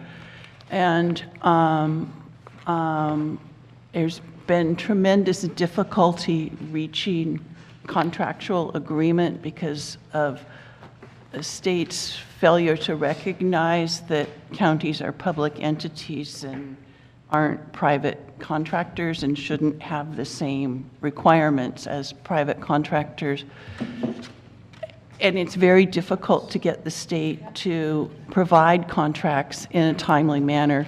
We still, the end of the fiscal year is here in 2 days, and we don't have a 2017-19 biennium contract from Department of Human Services yet.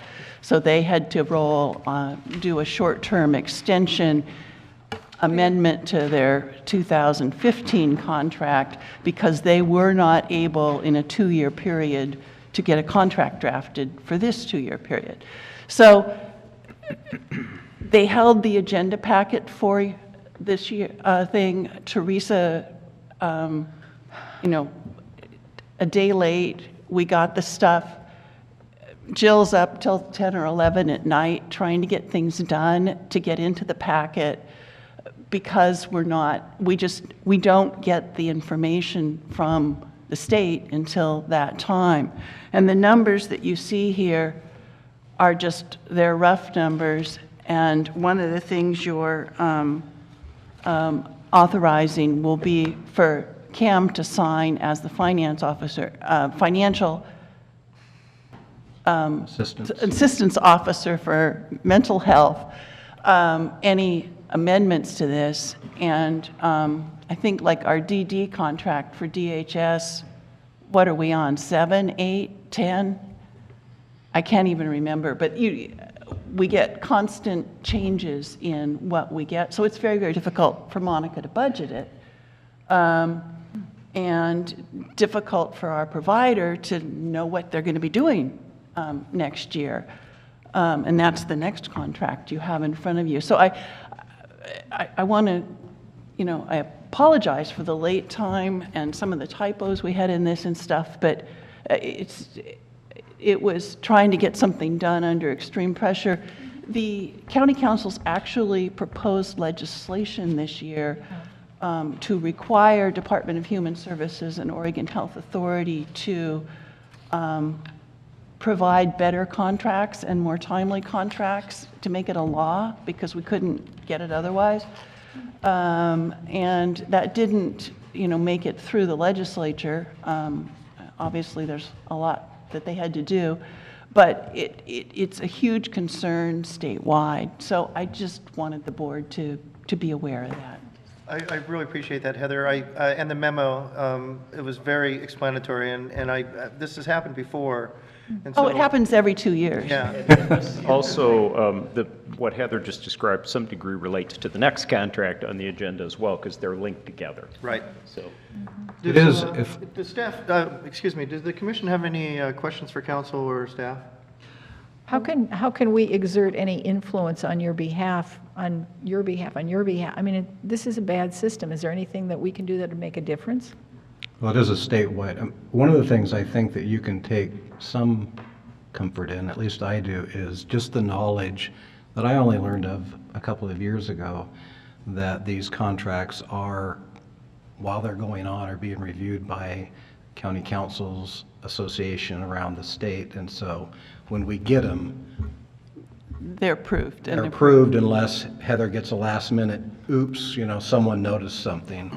And I should point out that Washington, Multnomah, and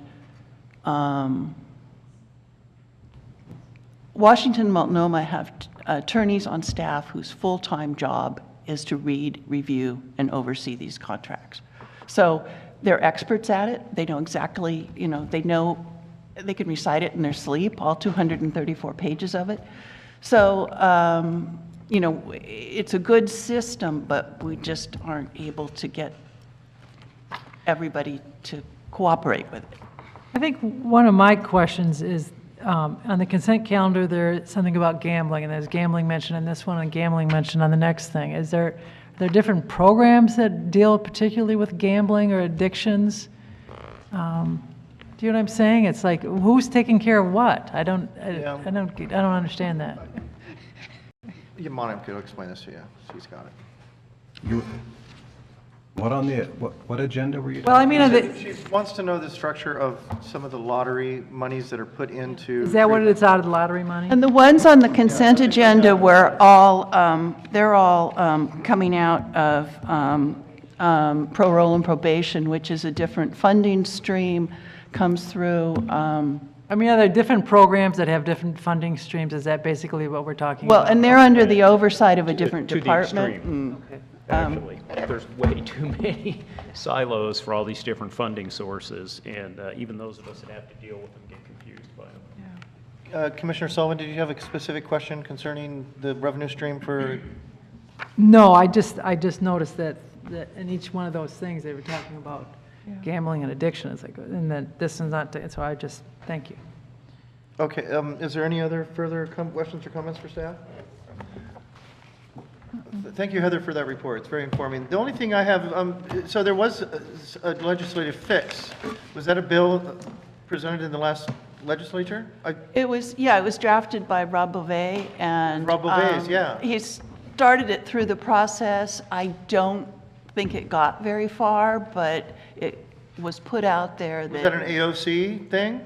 It was AOC. Leanne, could you speak to that a little? I'm curious. It was kind of a little saber rattling, I thought.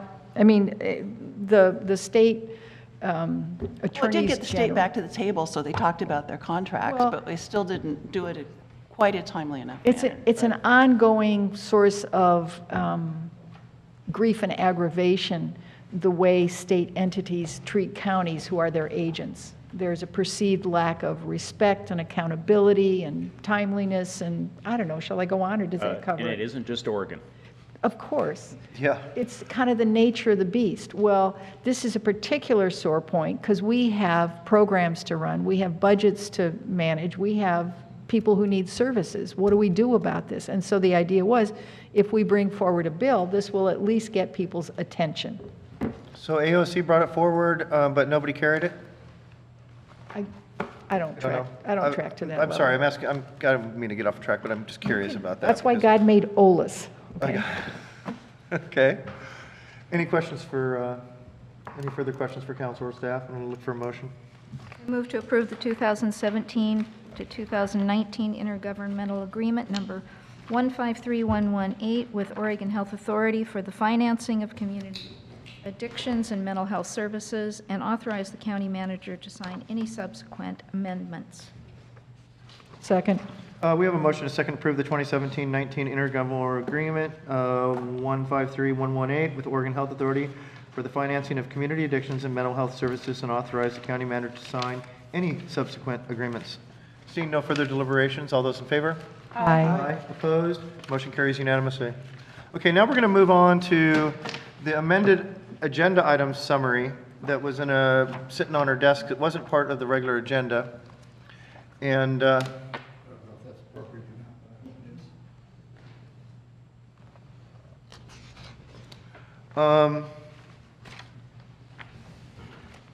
okay, let me get back on track here. This is item 7M, where we're going to approve the Clatsop Behavioral Healthcare contract and Greg Engebretson and Cameron Moore, who's going to speak to this item? Well, I think either. I think you know what this contract's about. Yep. In essence, it's the funding we get from the state to do community mental health and some other services. And That's the amount we keep. we have chosen to contract with CBH. We do a 2-year contract, and that contract is up for renewal. This one? I have that one, yeah. So, The amended one. is there any questions for staff? I have some questions. Sure. On page 219, the community outcome management, performance accountability, can you just tell me a little bit more about this? I guess that's the definition, but what it gets down to later on is that you're collecting data, that's optional. I was just wondering what kind of data is. Looking at the contract on what page? Let me see here. It's on page 219, Greg. It's That's the definition, but it's, Yeah, there's, section 3.2. on 3.8, it's option, Oregon Web Infrastructure and Treatment Services, the OWITS, optional low-cost electronic health record system available to counties to submit the data in the system to report alcohol and drug prevention, problem gambling prevention activities. So that's just, the data is collected on the people that receive services. Is that what is that? I just wanted to know more about that. Basically be the electronic records of those that receive services and, I think what services they received and when and et cetera. Who submits the data and where does the data go? We don't do that. Classic Behavioral does, and they submit it to the state, They and we have no part of it. Does it go to insurance companies? No, it goes to the state of Oregon. Okay. And so I guess, thank you. And so then under service performance, I think that's where some of my confusion was. Clatsop County will retain the gambling disorder prevention funding. So that's one of the gambling thing I was wondering about. How is that? So those portions, the lottery does pay for addictions treatment that we contract with Clatsop Behavioral Health Care to provide, which is provided at no cost to families or employers or anybody connected to an addicted gambler. And then there's the gambling prevention portion that is connected with our substance abuse prevention funding historically. However, that just got separated at the state, so it's kind of drawn out differently now because the gambling stayed with the addictions piece. So I mean, addiction is addiction, but there's money that follows to do preventative. Correct. Okay. Yeah. Okay. Isn't there 7% of the lottery funds that go towards treatment? I don't know what That's what I, and I know that it depends on the different county and the percentage of folks that we see, so. And then under compliance, all programs are required to, identify any deficiencies or whatnot. That's information that comes back to the county, to CAM, or, I mean, who gets those reports? On 4.1. On which one? 4.1 on page 220. All Well- programs are required to maintain service standards, of course, and identify deficiencies, enforcement actions directly taken against the provider. Are these reports, my question is, are these reports available and to whom? They are public information. Generally, most of this information goes to OHA, the Oregon Health Authority, but we have access to the information. One of the things that we are working on with CBH and have been working to develop is, our requirements of information that even though they may transmit it directly to the state, we want information directly from them as well. And so we'll be sitting down talking to them in the near future, about several things that, we need to see on a regular basis come directly to us, not go to the state and us, hope that we can either get the data from the state or that the state shares it. Or at least carbon copy us on it. And so on the coordination, that local, provide good communication with local advisory committees, would that be the Human Services Advisory Committee? Human Service Advisory Committee. And then I know that, that they are supposed to send reports to the board.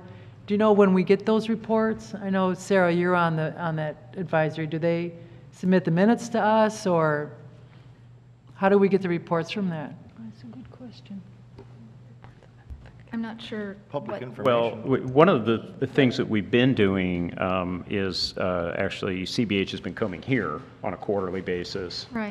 and giving updates to the board directly. Now, again, one of the things we get into the new year, which I know starts Saturday, actually, our new fiscal year, but that's going to be one of the expectations also with the Human Service Advisory Committee, that they will play a little bit more active role in that oversight, and also in the budget that you just approved. We have a behavioral health coordinator position in there, and that will primarily be their responsibility to oversee our provider, also work with the Human Service Advisory Committee to make sure that they're getting the information that they need. So, Because I'd be interested in getting, I would be interested in seeing those reports, and so I think it wouldn't be too much of a, just to include those in agenda packets, or however they want to submit them, email them to us or something. Or staff report. I mean, I Staff really, report, yeah. I really appreciate that when you come and talk to us and you bring us data and you explain and you provide context. I mean, we do our liaison work, but you live it every day. So it really helps, I think, give us a grounding, a thorough grounding in. Well, part of the issue is that we don't live this every day because of the structure of this Okay. process where the money comes through, we have a mental health provider who provides the services, and then we have two state agencies, the Oregon Health Authority and the Department of Human Service, who come in and, as you saw, I think it's in that, where it says program performance and client service outcomes will be monitored by OHA.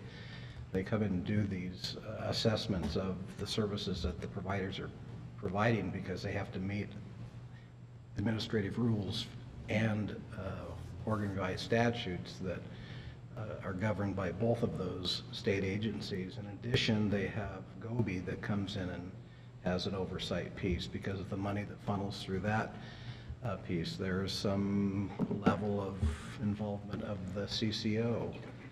So all of those people, remember last fall when, and I think it's just before you came on, but maybe you were in the audience. When they brought the state in? Yeah, that was extremely helpful. I mean, I don't know if you can put that on our agenda, but we're the mental health board. We should know this We stuff. have the ability, and actually we kind of started this process already, but we have the ability to provide you copies of these assessments and evaluations that That's what I'm these- asking for, yes. That's what I'm asking for. And under the reporting and meeting requirements on page 221, it says, provided will meet as requested with the county manager, designated staff, and appropriate county committees.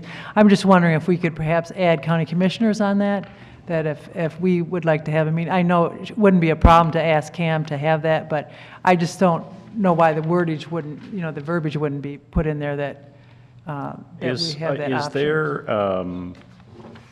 Is there something specific you're looking for there in addition to quarterly coming to a commission meeting? Well, I'm just, if we're looking at the verbiage of this contract, I didn't see what the harm would be to, if the county commissioners as a body wanted to say, hey, I'd like to have a meeting, why not put a little comma there and say, and county commissioners?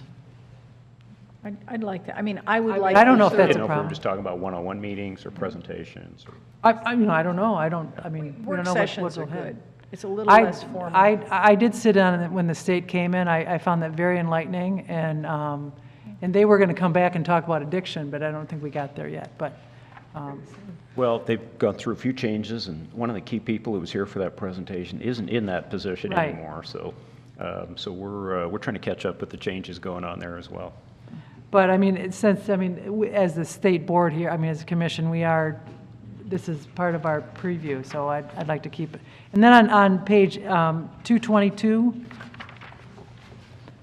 the tax revenue, I'm just curious. What's the section of It's state tax revenue received from state mental health, alcoholism, drug services, shall be divided 60% to Clatsop County for prevention services and 40% to provide it for treatment services. I was just curious how that ratio was determined. Is that just by state statute or what? That was negotiation a number of years ago, and it's stayed the same since then. Does that take care of the needs that we needed to do, or? Pardon? Does that take care of the needs? Is that still a good mix there for us? I defer to Jill on that, but it's, you know, it's what. I know there's never CBA enough money, but I was just wondering. Use more money in both areas, so. Could you double both of them? Sure, Jill would say 100% to the county would be good. And then on page 231, just another curiosity thing on my part. I didn't realize this, the agency-based voter registration, that they're offer opportunities for people to register to vote. Wow, that's pretty interesting. Is that something that happens? My understanding is that they have voter registration cards in their waiting rooms. Oh, that's great. Yeah. When I looked on the webpage to get involved with CBH, they had a suggestion that you fill out these forms and bring them with you to the meeting. Is that part of this under number 14, the disclosure of all the list of what they need to have? Do you know?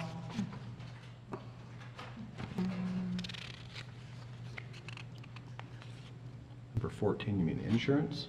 Well, it was just like yeah, it's like a lot of the points that are in that paragraph are also on that. I can call Amy and just ask her about that. Yeah, the 14 is just a recitation of 42 CFR 455104. State requirements. So that's a federal. I'm just wondering if that's why the forms that are on the webpage, if it's because they need this information. It seemed like that to me. Could well be. That I'll talk to her. It seems to me if you're in crisis, those forms are possibly an obstacle, but that's it for me. Thank you.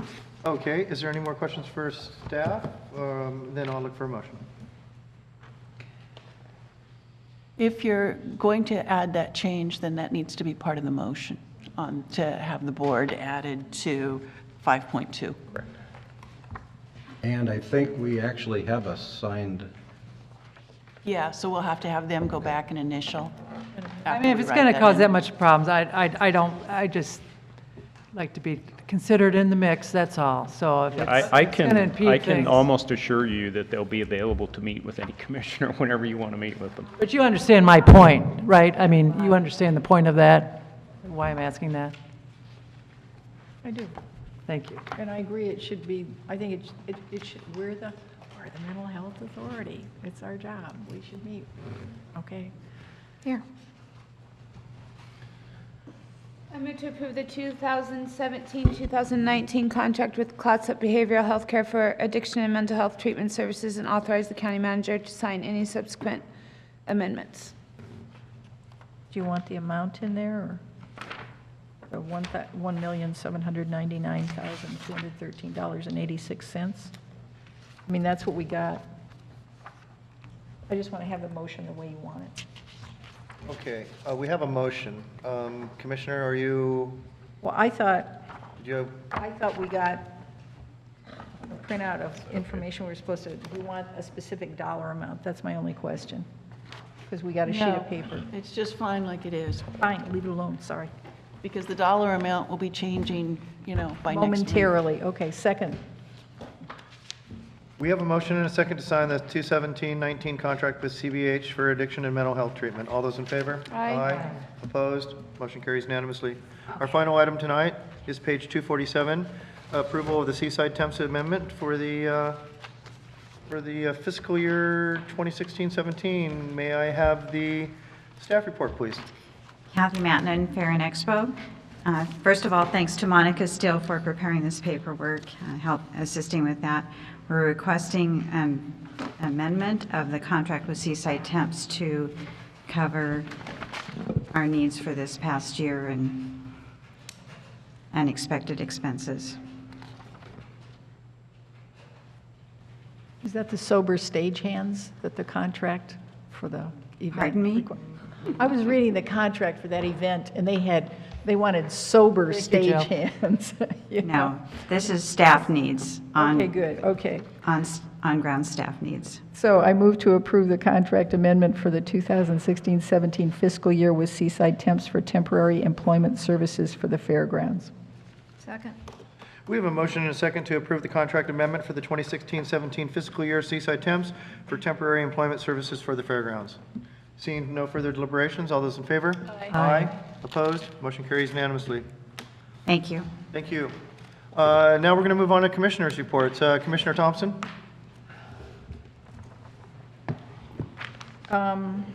Okay.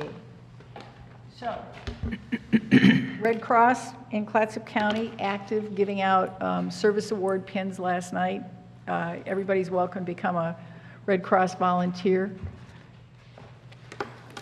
It's a good idea. Ham radios, still working, hood to coast, you heard it. I forget the third thing. I want to just give a personal note of appreciation for all the care and support I've received in this time of my family's mourning. I'm really grateful for that. Thank you so much. That's all I have for tonight. Thank you, Commissioner. Commissioner Sullivan? First of all, I unfortunately didn't get a chance to write down my thoughts today. So I met with Dan Goody earlier this week, and we talked about pesticides. He gave me a list of the pesticides that they use, the copy of the letters that was sent out, and so that was great. He also talked about, that's when I brought up the solar eclipse, that they are really concerned about, the state as a whole is concerned about what the influx of all these people are going to be and the possibility of fires and stuff. And it was an excellent article in the Daily A concerning that. So I hadn't thought about it on that scale, so that was interesting for me. I'm taking a tour of the Hampton Lumber facility that over there with Steve Zika tomorrow. Yeah, it should be fun. It's a great tour. And I went to the Diversity Coalition meeting on Sunday, and I hope they can really get something going with that, keep it going with that organization. It's building an organization, really. And I want to wish the new Port of Astoria's new members are going to be sworn in on Monday, on the 3rd, and starting their new terms over there at the port, and I want to wish them well. And that's all that I can. We had the I had the Northwest Senior Disability meeting last week. They too are waiting to see how the state government, the budget goes. And I have got 2 more people possibly, because I'm still looking for committee participation on the Senior Disability Committee and also on the Disability Committee. I have a few more people that are possibly interested in that. So I think that'll be it for today. Thank you. Commissioner Nebaker? So I attended the Arts Council meeting. Kevin Leahy was there to go over the results for the study for the arts economic impact. That study represents hundreds of volunteer hours by the Arts Council collecting information. That information will be used to inform governing bodies like us, artists, arts organizations, businesses, educators, and residents about the economic impact and benefit for Clatsop County. It was approximately $13 million, but this only covers nonprofit. There's nothing in that study that covers for-profit businesses. So it's much higher than 13 million. Just the nonprofit amount is equal to about what Providence Hospital, what they bring in. Human Services, Mike McNichol gave a presentation on harm reduction about needle exchange. We received a $50,000 donation for needle exchange. It was interesting. Multnomah County, through Outside In, does 35 to 60,000 needle exchanges each month. Wow. Isn't that amazing? I don't think we will have that. I hope not. So but that $50,000 will go far, I think, to help with this program. The health department's been working on an outbreak of syphilis, but there's now no new outbreaks. There has been a case of tuberculosis. Not good. And this is very costly to the health department because these people have to be continually monitored for 2 weeks, administered their medicines. Can't just hand it to them and just tell them to go away. Somebody has to drive out to where they live to make sure that it's happening. And I learned that only $40,000 is provided by the state for the health department for communicable diseases. That's it. The rest has to be made up from the general fund. I think we all know, we've been told that the household hazardous waste facility is projected to open in December to keep toxic substances out of the landfill.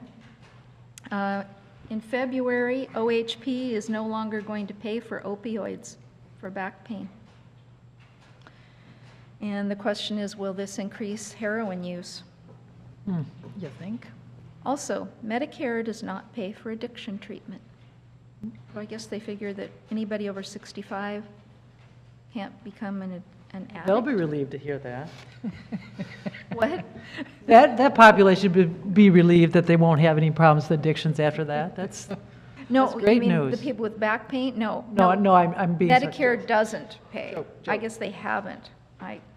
I didn't know that. I just thought that was interesting. Half-time position's going to be open, right? To coordinate, connect, and inform with mental health, like CBH and other agencies, with the possibility it could become full-time.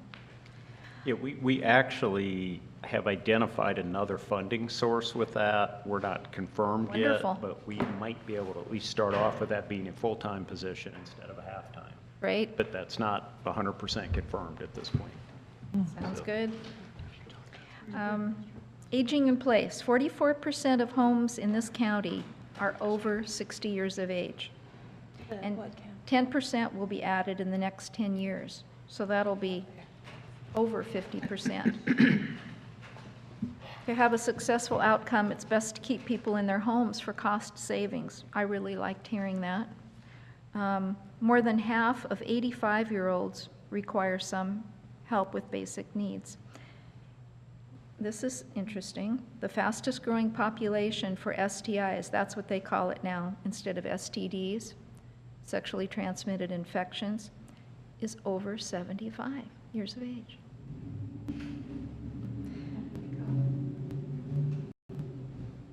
Isn't that Not interesting? many, but they're active, is that it? I guess. Let's see. Hospitals are going to be assessed a new tax. This is the state's decision to help bring down the state deficit, but of course it's going to be passed on to patients. I attended the Astoria Music Festival. One night was Baroque at the Episcopal Church, which was really fun because of the Gothic architecture overlaid with the Baroque period music, played on actual Baroque period instruments. That was really, really beautiful. Classical music is an important part of our cultural history. And I know that this is going on in many places in symphonies and so forth, and now the Astoria Music Festival, this is the second year they've done that, where they're trying to, where they did combine contemporary music with chamber music. My son was the person that they decided to do this with, and to bring together the younger audience and the classical music audience, which seems to be an older age group, to educate both.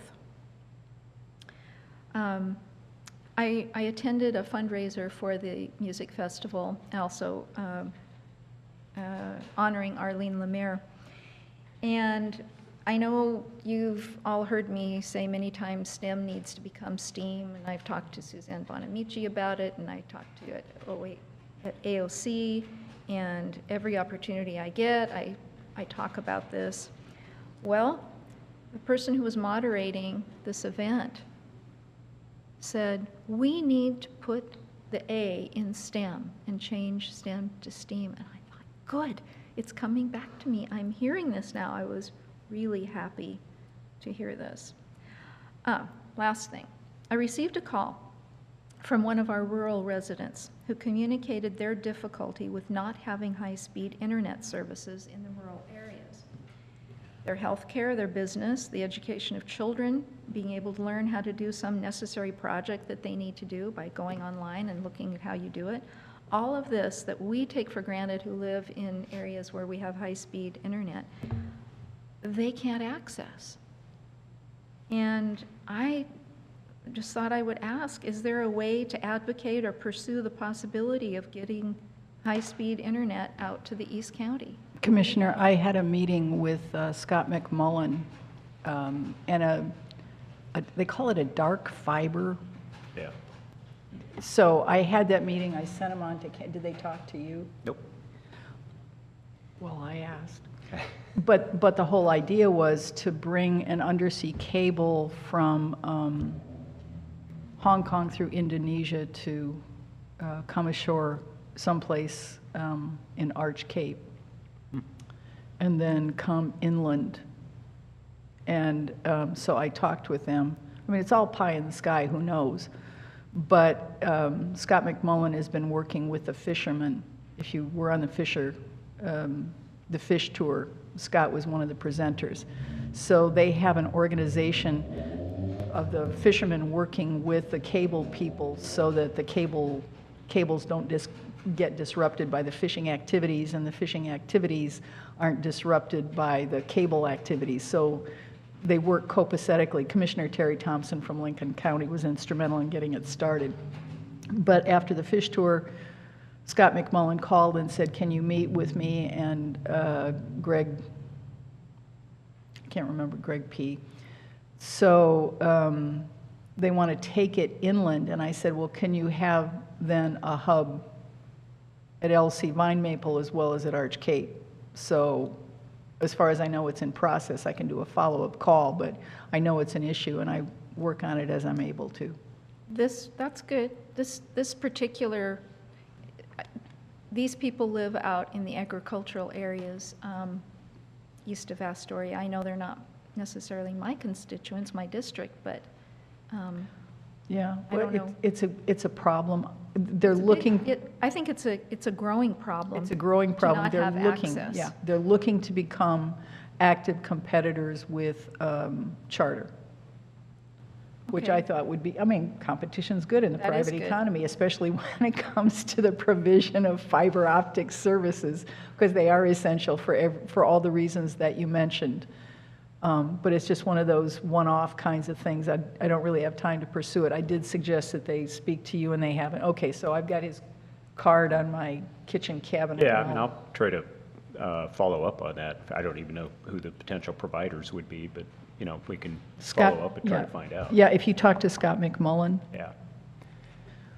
In 10 years, everything's going to be wireless. You won't have cable going to your house anymore. Everything will be wireless.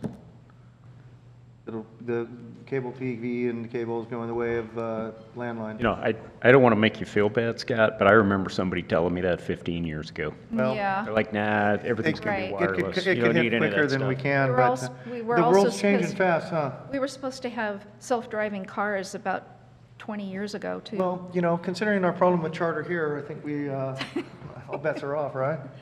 Well, if there is anything that the county can do, have any pull to help the people in rural areas, whatever.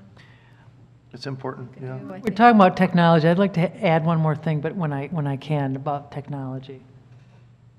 The Clatsop Community College robotics team, Your nephews. this past weekend, was down in Long Beach, and they did score points, which was great. And they were able to, get their robot into the pool twice. And George's, and unfortunately I don't have his last name in front of me, but I'll get it for you, Teresa. There are two classes, the Ranger class, which are the younger kids, and then the Explorer class. He got the leadership award for that competition. And I just was extremely proud of all of them, and I think it speaks very highly of Pat Keefe up at the college, and the job that he does with those kids and young adults, I should say. And I think we have a lot to be proud of there. So I know I am. Thanks. Maybe you could put their brains to work on getting high-speed That's internet. right. That's right. They spent over 7,200 hours building those machines, that robot. Everything had to be handmade, and it was a great accomplishment. Commissioner Clement. I went to a special meeting for the Fair Board last night.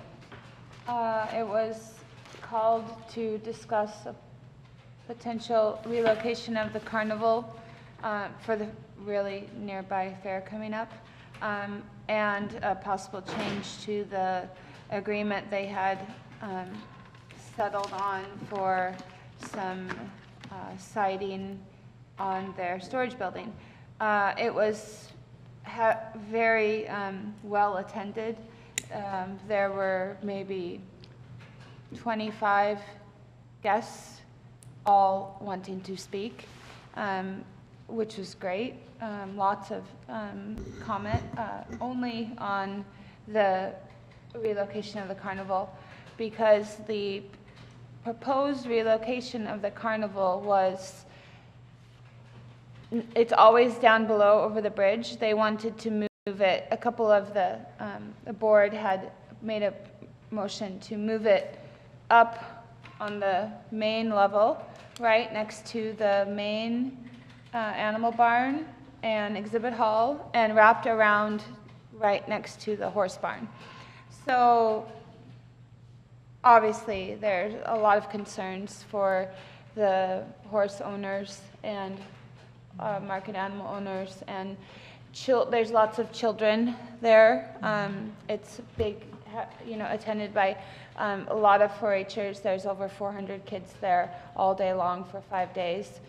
So I think that what the conclusion was that the board's intentions were good, and that it would increase revenue, and they would get some more parking from opening up that main parking level and not having it down where it's going to be probably swampy still in August if we continue to have horrible weather.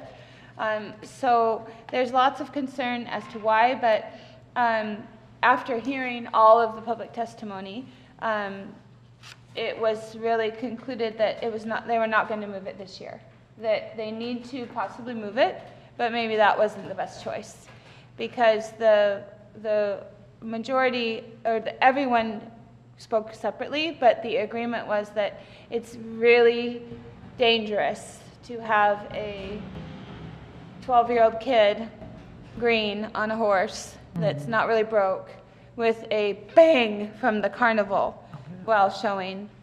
And then if perhaps that didn't happen during the show, but then the kids were away and the horse got out and ran through the carnival. And so there's lots of issues, but mostly all issues were regarding safety. And they basically said, if the carnival moves here, we're not going to come, which was their decision.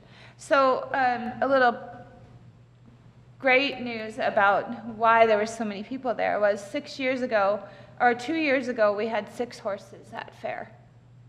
This year, there's 40 horses. Wow, that's So they have worked really hard to grow the program in Clatsop County. Great. And so there's a lot of concern. And I think, you know, it was a great spirited conversation. I thought it went really well. And it was ran, you know, it's a fair board meeting. It was a good meeting. So that was done, and then they voted, and that's not going to change. What they are going to do is immediately in September, they're going to sit down with a whole bunch of different people involved in the fair, not just the 4-H'ers, but exhibitors and things like that, and talk about what would be the best for everyone, where to move the carnival if it's advantageous for them, and what if it will affect the 4-H'ers and the animals. The second thing was they had received a offer or a suggestion from the company. They had agreed to do their siding on the storage to change it to a metal siding for longevity. And what they kind of came to the conclusion was it really wouldn't match the rest of the 4-H building and the look of it. And it has its drawbacks too. It's much easier for the contractor to put on, but it was going to cost them $15,000 extra. And if you have a piece of that metal siding that comes off, one panel, you have to take a huge amount of it off to replace it. And so they're going to stick to the same old stuff that they have, which I thought was a great decision. Awesome, thank you. What's the date of the fair? It's August 1st is the first day. The junior market auction is August 6th. It's awesome to attend. There's a lot of really great animals that could be your food that are raised really sustainably and healthfully and help support a 4-H kid, and I'll talk a lot more about that in July. All right, thank you for your report. I attended the Oregon Workforce Investment Board general meeting. It was very informative. Folks from the state were there and gave just a wonderful rundown of the numbers. We're at they consider us right now fully employed when it drops below like 3%. And so I have the report that you can access online, but I'll go ahead and forward it to you. Thank you. And I've also attended the executive board meeting, which I'm a member of, which is made up of the commissioners from the 5 counties of our Workforce Investment Board area, which is Benton, Lincoln, Tillamook, Clatsop, and Columbia. And it's a very great group of commissioners and lots of information. We talk about like the green certification program and different economic issues, and you get a lot of numbers. It's really telling to see the numbers from around the state, and so I'll forward those to you. And that's all I have for now. County. One more thing. The forestry tour. Remember, we just had the fish tour, the 27th annual forestry tour for community leaders, September 12th, Tuesday. And probably going to start at the community church in Seaside. And it's going to go out all around the county. Katie Volpe, I think, is going to be invited to talk about her project, the big environmental project that's going on. Sea to Summit. Great. All that. So it's going to be inclusive, and you're all invited Tuesday, September 12th. County Manager Moore. A couple of things. I actually like to start off with a real pleasant surprise that I got today, which is a pleasant surprise for the county. We were notified several weeks ago that someone had passed away and that they had remembered the Clatsop County Animal Shelter in their will. Now, that was great, but we had no information about, how much they might have remembered the animal shelter. So I got a call today from the life insurance company for this person that had a check, and of course they needed somebody to sign that they had received the check. $146,000. Oh, that's great.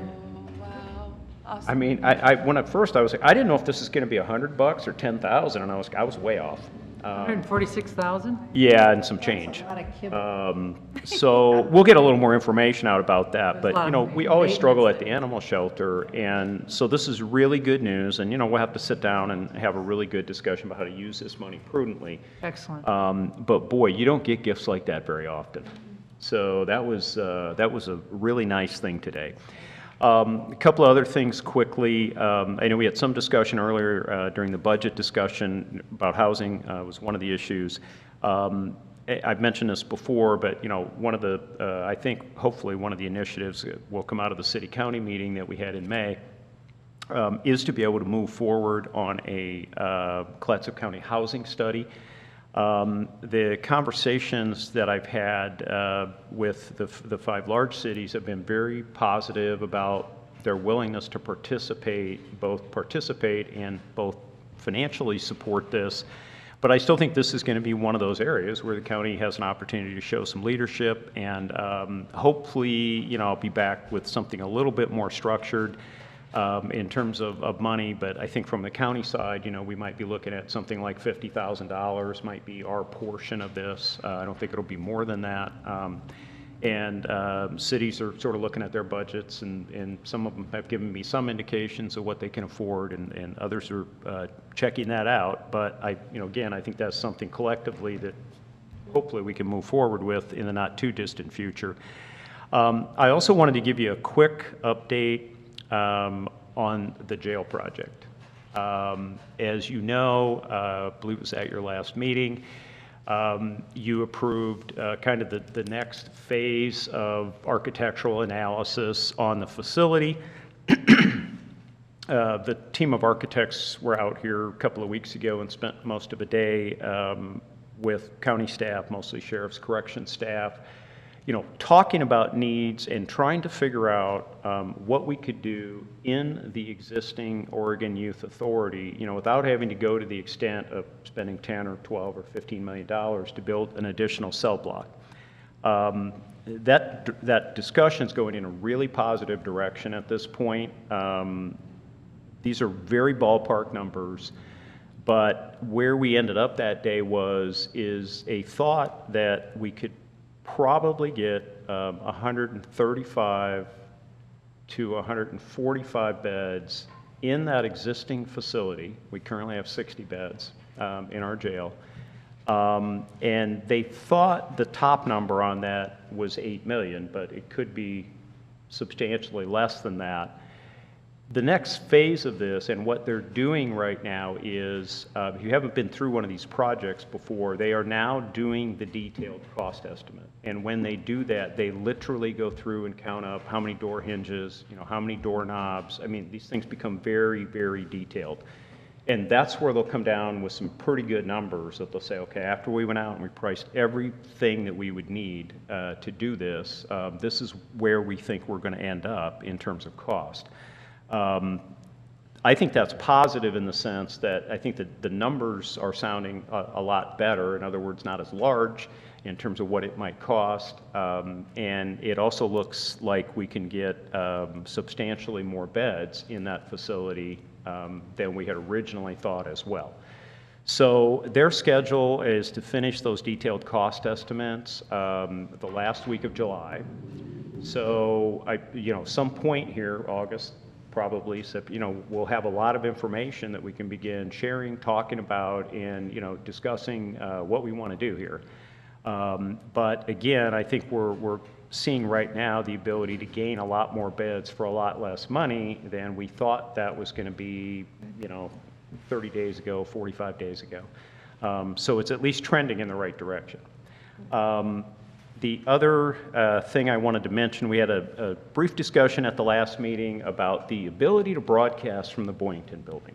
And as we're all very frustrated with charter, I called a couple people at charter, was pretty firm with them to the point where I got a call back from the head of government affairs for Charter Communications, who was willing to commit to nothing. So I have no idea what Charter's going to do. She actually was telling me, we don't have any obligation to do anything for you guys. And I'm like, yeah, wait a minute. We have a signed agreement. We have a contract. She goes, that's not a contract. I'm like, well, I don't know how long you've been doing this, but a franchise agreement is a contract. So it was a very unpleasant, not rewarding conversation. I don't know where this is going to go. I mean, we just have to, I think, keep escalating this, and at some point, they may actually do what they agreed to do. Last thing for me, and I did send an email out to everybody, but just a reminder, if you haven't seen the email yet, I will be out on vacation next week, be out the 3rd through the 10th, back in the office on the 11th. So. I have a question. So is there any more talk with the state about money for the facility, the jail, so because they'll be saving money by closing the youth authority? Yeah, that's an ongoing discussion. The way that sort of shakes out is, I know they have influence in it, but the Oregon Youth Authority folks that I'm talking to about the facility, and they're like, hey, listen, that's a legislative thing. I mean, you're going to get the money from the legislature, not from us. I know Senator Johnson has been working hard on our behalf. Everybody's heard it over and over again. It's a tough legislative session. The last time I talked to her, which probably was a week or so ago, about this issue, yes, I still think we'll get some money from the state. I think it probably could be as little as $1 million. And probably not much more than maybe 2.5. And again, part of the argument that we're making with them is that there's $1.7 million in deferred maintenance on that facility. Why should we pay for that? I mean, that's money they should have spent on that building. So we should get at least that much. They're going to save a lot of money, by shutting this down. And of course, they're displacing a number of employees here, having a negative economic impact on our county. But again, this is now kind of caught up in the legislative session and discussion, and I feel pretty confident that we will in fact get some funding once the state finalizes the budget. But again, I think it's probably in that $1 million to $2.5 million kind of range. At least that's kind of the last conversation I had. So. I was very excited when we thought it was 5. Listen, if you've ever been through legislative sessions before, early in the session, everybody's really optimistic. Yeah. And I think the senator was pretty optimistic at that time. And as I would check in with her from time to time, and I know you all know the senator, I would say, okay, Betsy, where are we at? She goes, that number's dropping like a rock. I'm like, well, we got to get it back up there.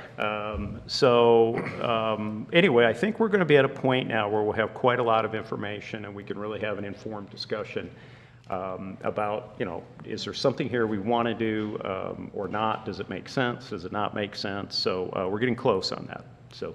Does anybody remember what the jail bond was, proposal, when it failed? Yeah, there have been 2 of them. 17 million? Yeah, the last time. 17 million? Oh, okay. It was, yeah, this is much better neighborhood right now. Mm-hmm. Cam, I've got a couple questions. One, the recycling out in, where are we at with that? Because are we going to be signing a contract on that, or? I know it's been close. Out in Napa? Yeah. I signed that, I don't know, a month ago, maybe. Okay, so we signed so many contracts up here, and I hadn't heard officially that. I know it was always going to happen, so. It's basically, it's actually a temporary lease that allows for ecology, so it wasn't really a contract, so it was within my authority to just take care of that. Oh, okay, so, and is the paving done out there now? I don't think they're quite done with it. They were preparing the site when I was out there last week for what they want to do. Oh, I didn't, okay. And then the other thing is, we're meeting with the judges on, is it July 12th? July 6th. 6th? Yeah, Okay. yeah, July 6th. And if, I can send that information to everybody again. I'll do that tomorrow. Yeah, that'd be great. Because if I don't, I won't be around to send it. Yeah, Right. that'd be great, thank you. Okay, meeting's adjourned, and if you want to speak to me